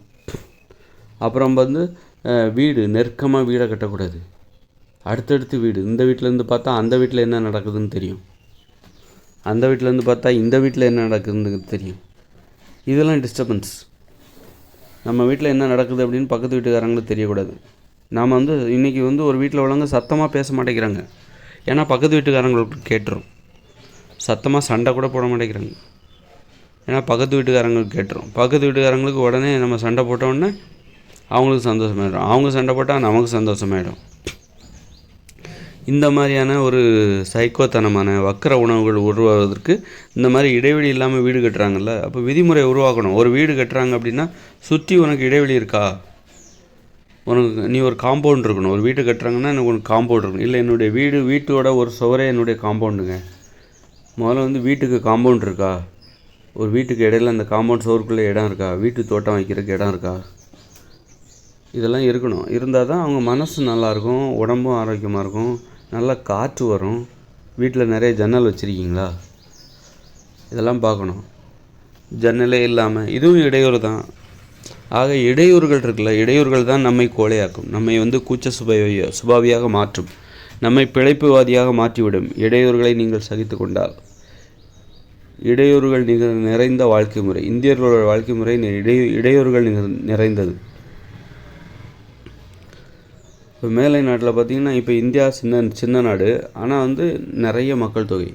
மேலை நாட்டை பார்த்திங்கன்னா ஒரு அமெரிக்காவோ, ஒரு கனடாவோ, ஃப்ரான்ஸோ, பார்த்திங்கன்னா ஜெர்மனியோ, பார்த்திங்கன்னா நாடு பெருசு, ஆனால் மக்கள் தொகை ரொம்ப கம்மி. அதனால் நிலம் நிறையா இருக்குது. அதனால் அவங்க வந்து நிலத்தின் மதிப்பு அவங்க கம்மியாக தான் இருக்கும். தேவையான நிலம் எடுத்துக்கலாம், அந்தளவுக்கு தாராளமாக சும்மாவே கிடக்கும். அதனால் அவங்க வீடும் நல்ல இடைவெளியோடு கட்டிக்கிறாங்க. இருந்தாலும் நாமளும் அதை புரிஞ்சுக்கணும். வீடுங்கிறது தனி இடைவெளியோடு இருக்கணும். நம்ம சூழ்நிலை, நம்ம நாடு இப்படி இருக்குது, நிலம் கம்மியாக இருக்குதுன்னு சொல்லிவிட்டு அதை காரணமாக காட்டி, நிலம்லாம் இருக்குது ஊருக்கு, ஒவ்வொரு ஊருக்கும் வெளியில் போய் பாருங்கள். நீங்கள் பஸ்ஸில் பயணிக்கிறீங்க, நெடுஞ்சாலையில் பயணிக்கிறீங்கன்னா ஒரு ஊர் வரும். ஊர் வந்தோன்னா பேருந்து நிற்கும். அப்புறம் அந்த ஊரை விட்டு புறப்பட்டு அந்த ஊருக்கு வெளியில் போவோம். அந்த பஸ்ஸில் போயிட்டுருக்கும் பார்த்தா அவ்வளோ இடம் காலியாக இருக்கும். அப்போயே அந்த ஊருக்குள்ளே ஏன் முட்டிக்கிட்டு எல்லாம் பயம் கட்டி பிடிச்சிட்டு நெருக்கி அடிக்கிற காரணமே பயம், கோழைத்தனம். ஏன் வந்து மக்கள் இப்படி நெருக்கி அடிச்சிட்ருக்காங்க? பயந்து போயிருக்காங்கப்பா. அதான்ப்பா ஒரு கூட்டமாக இருக்காங்க. இப்போ ஒரு அச்சம் ஏற்படுது. ஒரு பயந்தவங்க என்ன பண்ணுவாங்க? தனியாக இருக்க கொஞ்சம் பயப்படுவாங்க. ஒரு இடைவெளியோடு தனியாக இருக்கணும். ஒரு இடைவெளி இருக்கணும். அந்த இடைவெளி அதிகரிச்சிடக்கூடாது. நம்ம கொஞ்சம் தனியாக இருக்கணும். ஏன் இவ்வளோ கெட்டி பிடிச்சி நெருக்கி அடிச்சுக்கிட்டு ஏன் குடியிருக்கிறாங்க? ஒரு வீட்டிலேருந்து பார்த்தா இன்னொரு வீடு தெரியுது. இன்னொரு வீட்டில் என்ன சமைக்கிறாங்கன்னு எல்லாம் தெரியுது. என்ன பேசுகிறாங்க எல்லாம் தெரியுது. அந்த வீட்டில் என்ன நடக்குதுன்னு இங்கேருந்து பார்த்தா தெரியுது. ஏன் இப்படி நெருக்கி அடிச்சிட்டு இருக்காங்க? பயங்க. என்ன பயமாக இருக்கலாம்? ஒருவேளை திருட்டு பயமாக இருக்கலாம், அல்லது ஒரு அநியாயங்கள் நிறைந்த வாழ்க்கை முறை. இப்போது ஏன் நெருக்கமாக இருக்காங்க? இங்கே என் வீட்டில் ஏதாவது ஒரு அநியாயம் நடந்தால் பக்கத்து வீட்டுக்காரங்க கேட்பாங்க, அதனால நாங்கள் நெருக்கமாக இருக்கோம். இப்போ அநியாயம்னா என்ன? இப்படி ஒரு கணவன் மனைவி இந்த உறவுகளை இடையூறுகள் நிறைந்த உறவாக ஆயிடுச்சு, வன்முறை ஆயிடுச்சு. பிள்ளைகளை பெற்றோர்கள் அடிக்கிறாங்க, மனைவியை கணவன் அடிக்கிறான். அப்போது இதெல்லாம் அநியாயங்கள், குடும்பத்தில் நடக்கிற அநியாயங்கள். இந்த அநியாயங்கள் எப்போ வந்து கண்ட்ரோல் ஆகும்னா, வீடை பக்கத்தில் வச்சா இங்கே நடக்கிற அநியாயத்தை அவன் பார்ப்பான்ல. அப்போ அது வந்து ஒரு பாதுகாப்பை கொடுக்கும் அப்படின்னு நினச்சி இந்த ஊரோட ஒட்டி வாழ்கிறது, ஒரு நெருக்கமாக இருக்கிறது, அது கூட ஒரு நோக்கமாக இருக்கலாம். அல்லது இன்னொன்று, அடுத்த வீட்டில் என்ன நடக்குதுன்னு தெரிஞ்சுக்கிறதுக்காக கூட நெருக்கமாக வீடு கட்டலாம். அடுத்த வீட்டில் என்ன நடக்குது அது அப்படி. இப்போ எல்லாருமே என்ன பண்ணுறாங்க? மற்றவங்க பார்க்குறாங்க, நாம் இங்கே சந்தோஷமாக சிரித்தாலோ பேசினாலோ இந்த வீட்டில் மகிழ்ச்சியாக இருந்தால் அவங்களுக்கு பொறாமை, அவங்களுக்கு வைத்தறிச்சல். ஏன் காரணம் என்னென்னா, அந்த வீட்டிலேருந்து பார்த்தா இந்த வீட்டில் என்ன நடக்குதுன்னு அவங்களால பார்க்க முடியுது. அதனால் அந்த வைத்தறிச்சல் பார்க்கவே முடியாது. ஒரு வீட்டில் நடக்கிறத இன்னொரு வீட்டுக்காரங்க பார்க்கவே முடியாதுன்னா அந்த வைத்தறிச்சல் எவ்வளோ கஷ்டப்பட்டாலும் ஏற்படாது. நீங்கள் என்ன தான் முயற்சி செஞ்சாலும் உங்களுக்கு அந்த வைத்தறிச்சல் வராது. அது மாதிரி ஒரு வீட்டை சுதந்திரமாக வைங்க. மக்களை கெட்டவர்களாக மாற்றி விடக்கூடாது. குறுகிய மனப்பான்மை என்பது தானாகவே வந்துவிடும். எப்படின்னா, நீங்கள் இந்த வீட்டில் நடக்கிறத அந்த வீட்டுக்காரங்களால் இந்த வீட்டில் நடக்கிறத பார்க்க முடியும், பக்கத்து வீட்டில் நடக்கிறத இந்த வீட்டில் உள்ளவங்க பார்க்க முடியும் அப்படின்னா, அப்போ இயல்பாகவே நமக்கு அந்த வீட்டில் ஏதாவது மோசமான சம்பவங்கள் நடந்தால் நம்ம இங்கே உள்ளவங்களுக்கு சந்தோஷம் வந்துடும். இந்த வீட்டில் மோசமான சம்பவங்கள், துக்கமான சம்பவங்கள் நடந்தால் அந்த வீட்டுக்காரங்களுக்கு சந்தோஷம் வந்துடும். ஏன்னா அது காரணம் என்னென்னா, அந்த வீட்டிலேருந்து இந்த வீட்டை பார்க்கலாம், இந்த வீட்டிலேருந்து அந்த வீட்டை பார்க்கலாம். அப்படி பார்க்க முடியாத அளவுக்கு ஒரு தடுப்பு வைக்கணும், ஒரு தடுப்பை ஏற்படுத்தணும், ஒரு இடைவெளி ஏற்படுத்தணும், இடைவெளியோடு வீட்டை அமைக்கணும். அதான் நல்ல பணம் வந்துச்சுன்னா அது காரணம் வறுமை தான் காரணம். இன்னொன்று வறுமை காரணம். வீடு இவ்வளோ நெருக்கடியாக இருக்கிறதுக்கு, நிலம் தாராளமாக கிடைக்கல, வாங்குவதற்கு வசதி இல்லை, அதனால் இப்படி நெருக்கமாக இருக்கிறதுக்கு அது ஒரு காரணம். வறுமையில் இருக்கிறவங்க தான் நெருக்கமான குடியிருப்புகளில் வசிப்பார்கள்.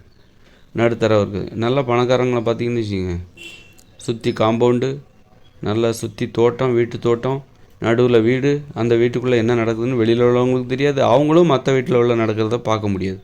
சுதந்திரமாக அவங்க வீட்டில் உள்ள விஷயங்களை அவங்க செய்வாங்க, சந்தோஷமாக இருப்பாங்க. ஆக இங்கே நெருக்கமாக வீடுகளை கட்டுவதற்கு சிக்கனம், கஞ்சத்தனம். சிக்கனம்னா தேவையான இடம்னு அர்த்தம். இது கஞ்சத்தனமாக இருக்குது. காரணம் பணம் இல்லை. பணம் இருக்குது, ஆனால் இவங்க அந்த பணத்தை வச்சு இவங்க என்ன பண்ணுறாங்கன்னா, ஆடம்பரமாக கல்யாணத்தை நடத்துகிறாங்க, வரதட்சணையாக கொடுக்குறாங்க. அப்புறம் இந்த அரசாங்கம் கல்வியை கட்டணம் இல்லாமல் கொடுப்பதில்லை. கல்விக்காக செலவழிக்கிறார்கள். படிக்கணுன்னா செலவழிச்சாங்கணும், மருத்துவம்னா செலவழிச்சாங்கணும். இதை மருத்துவம் பிடுங்கிக் கொள்கிறது, கல்வித்துறை பிடுங்கிக் கொள்கிறது மக்களுடைய சம்பாத்தியத்தை.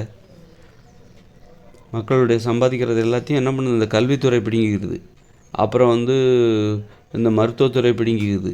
அப்புறம் ஒரு பிரச்சனை நீதிமன்றம் போனால் அங்கே வக்கீல் பிடுங்கிக்கிறாங்க.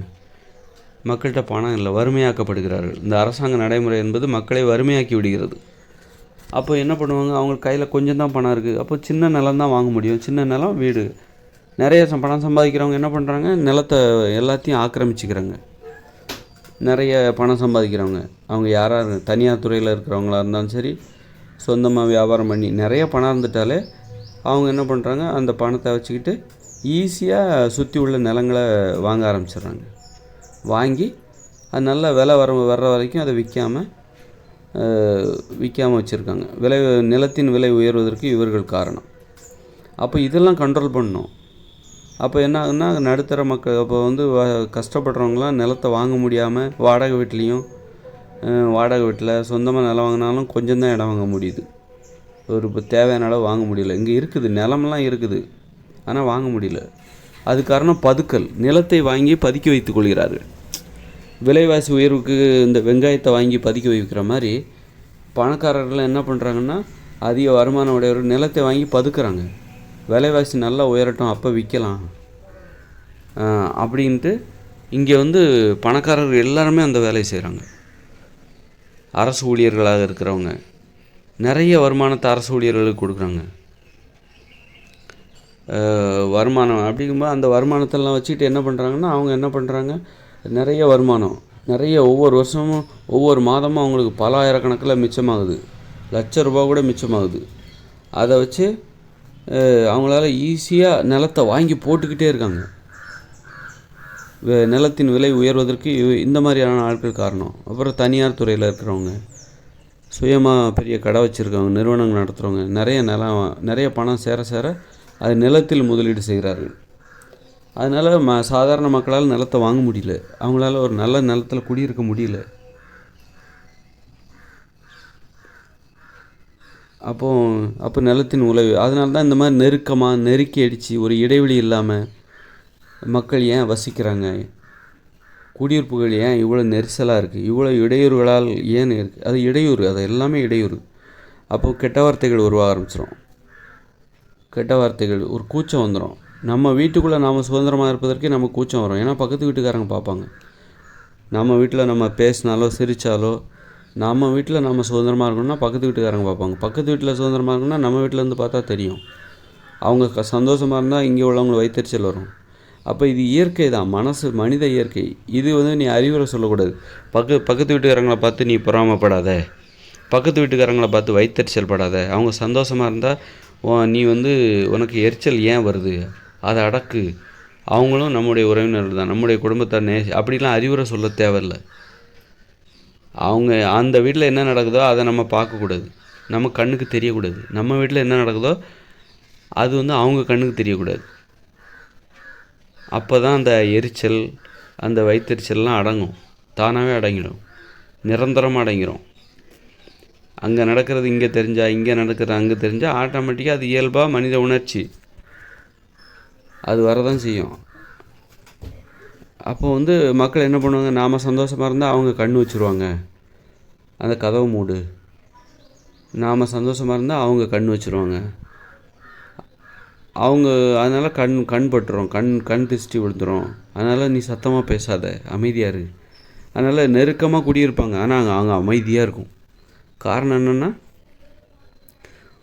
ஏன்னா அவங்க பார்க்குறாங்க நம்ம சந்தோஷத்தை, தனிப்பட்ட சந்தோஷத்தை அவங்க பார்க்குறாங்க. பக்கத்து வீடு ரொம்ப நெருக்கமாக வீடு கட்டியிருக்காங்க. இந்த வீட்டில் சந்தோஷமாக இருக்கிறது பக்கத்து வீட்டிலேருந்து பார்க்கலாம், டிவி பார்க்குற மாதிரி.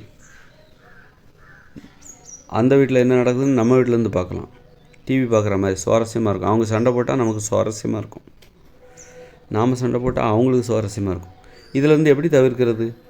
அப்போ நமக்கே ஒரு சுயமதிப்பீடே போயிடும். என்னடா அவங்க சண்டை போடுறாங்க, நம்ம சிரிக்கிறோம், நமக்கு சந்தோஷமாக இருக்குது. அப்போ நாம் அவ்வளோதான் போலுக்கு, அந்த அளவுக்கு தகுதியான ஆள் இல்லை போலுக்கு அப்படின்னு நம்ம நினைப்போம். அப்போ அவங்க சண்டை போடுறாங்க, சிரிக்கிறாங்க, என்ன வேணாலும் பண்ணிட்டு போகிறாங்க. அது ஏன் கண்ணுக்கு தெரியுது, அதை தடுத்துருவோம். நீ கொஞ்சம் வீட்டை இடைவெளி விட்டு கட்டு, உன் வீட்டை கொஞ்சம் தள்ளி கட்டு. உன் வீட்டில் என்ன நடக்குது, வீட்டை சுற்றி காம்பவுண்டு இடையில் தோட்டம் செடியெல்லாம் வைக்கிற மாதிரி ஒரு ஏற்பாடு. அப்போது இந்த வீட்டில் என்ன நடக்குது அந்த வீட்டில் தெரியாது, அந்த வீட்டில் என்ன நடக்குது இந்த வீட்டில் தெரியாது. மற்றவங்களுடைய துன்பத்தை கண்டு சந்தோஷப்படுற அந்த குறுகிய மனப்பான்மை ஏற்படுவதில் இயல்பாகவே தடை வைத்து விடலாம். அந்த ஏற்படாது. அப்புறம் அந்த வீட்டில் நடக்குது, இந்த வீட்டில் தெரியாது, இந்த வீட்டில் நடக்குது, அந்த வீட்டில் தெரியாது. அப்படி ஒரு பாதுகாப்பை நம்ம ஏற்படுத்திட்டோம்னா அந்த அளவுக்கு இடைவெளி இருக்கணும். இடைவெளி இருக்கும்போது மற்றவங்களுடைய துன்பத்தை கண்டு நாம் வந்து சந்தோஷப்பட வேண்டிய அந்த சூழ்நிலை, அந்த மனநிலை நமக்கு ஏற்படாது. அதனால் அவங்க துன்பத்தை வந்து நம்ம கண்டு சந்தோஷப்பட வேண்டிய அவசியம் இல்லை. அதனால் வந்து தனிப்பட்ட விஷயங்களை வந்து தனிப்பட்ட விஷயத்துக்கு ஒரு பாதுகாப்பு. இந்த மாதிரி இடையூறுகள் பல்வேறு வழியில் இருக்குது. ஒரு கல்வி அடிப்படையில் இருக்குது. ஏன்னா எல்லா இடையூறுக்கும் காரணம் வந்து கல்வி தான். இப்போ நிலம் வீடு ஏன் நெருக்கமாக கட்டுறாங்க? நிலத்திலோட மதிப்பு அதிகமாக போச்சு, நிலத்தை வாங்க முடியல. அதனால் நிலத்தெல்லாம் வாங்கி பதுக்கி வைக்கிறாங்க. பணக்காரர்கள் என்ன பண்ணுறாங்க? நிலத்தை கைப்பற்றுகிறார்கள். முன்னாடி போர் நடக்கும்ல, நிலத்தை கைப்பற்றுறதுக்காக போர் நடக்கும். பணக்காரர்கள் தான் வலிமையானவர்கள் இந்த காலத்தில். யார்கிட்ட பணம் அதிகமாக இருக்கோ அவங்க வலிமையானவங்க. அவங்க என்ன பண்ணுறாங்க? தன்னிடம் உள்ள அளவுக்கு அதிகமான பணத்தை வச்சு நிலத்தை கைப்பற்றுறாங்க. வலிமையானவர்கள் இது ஒரு போர். இப்போ வெளி மாநிலத்துக்காரங்க வட மாநிலத்துக்காரங்க தமிழ்நாட்டுக்கு வர்றதும், தமிழ்நாட்டுக்காரங்க வட மாநிலத்துக்கு போகிறது, பாம்பேக்கு போகிறது, பெங்களூர், இதெல்லாம் வந்து இதுவும் ஒரு போர் தான்.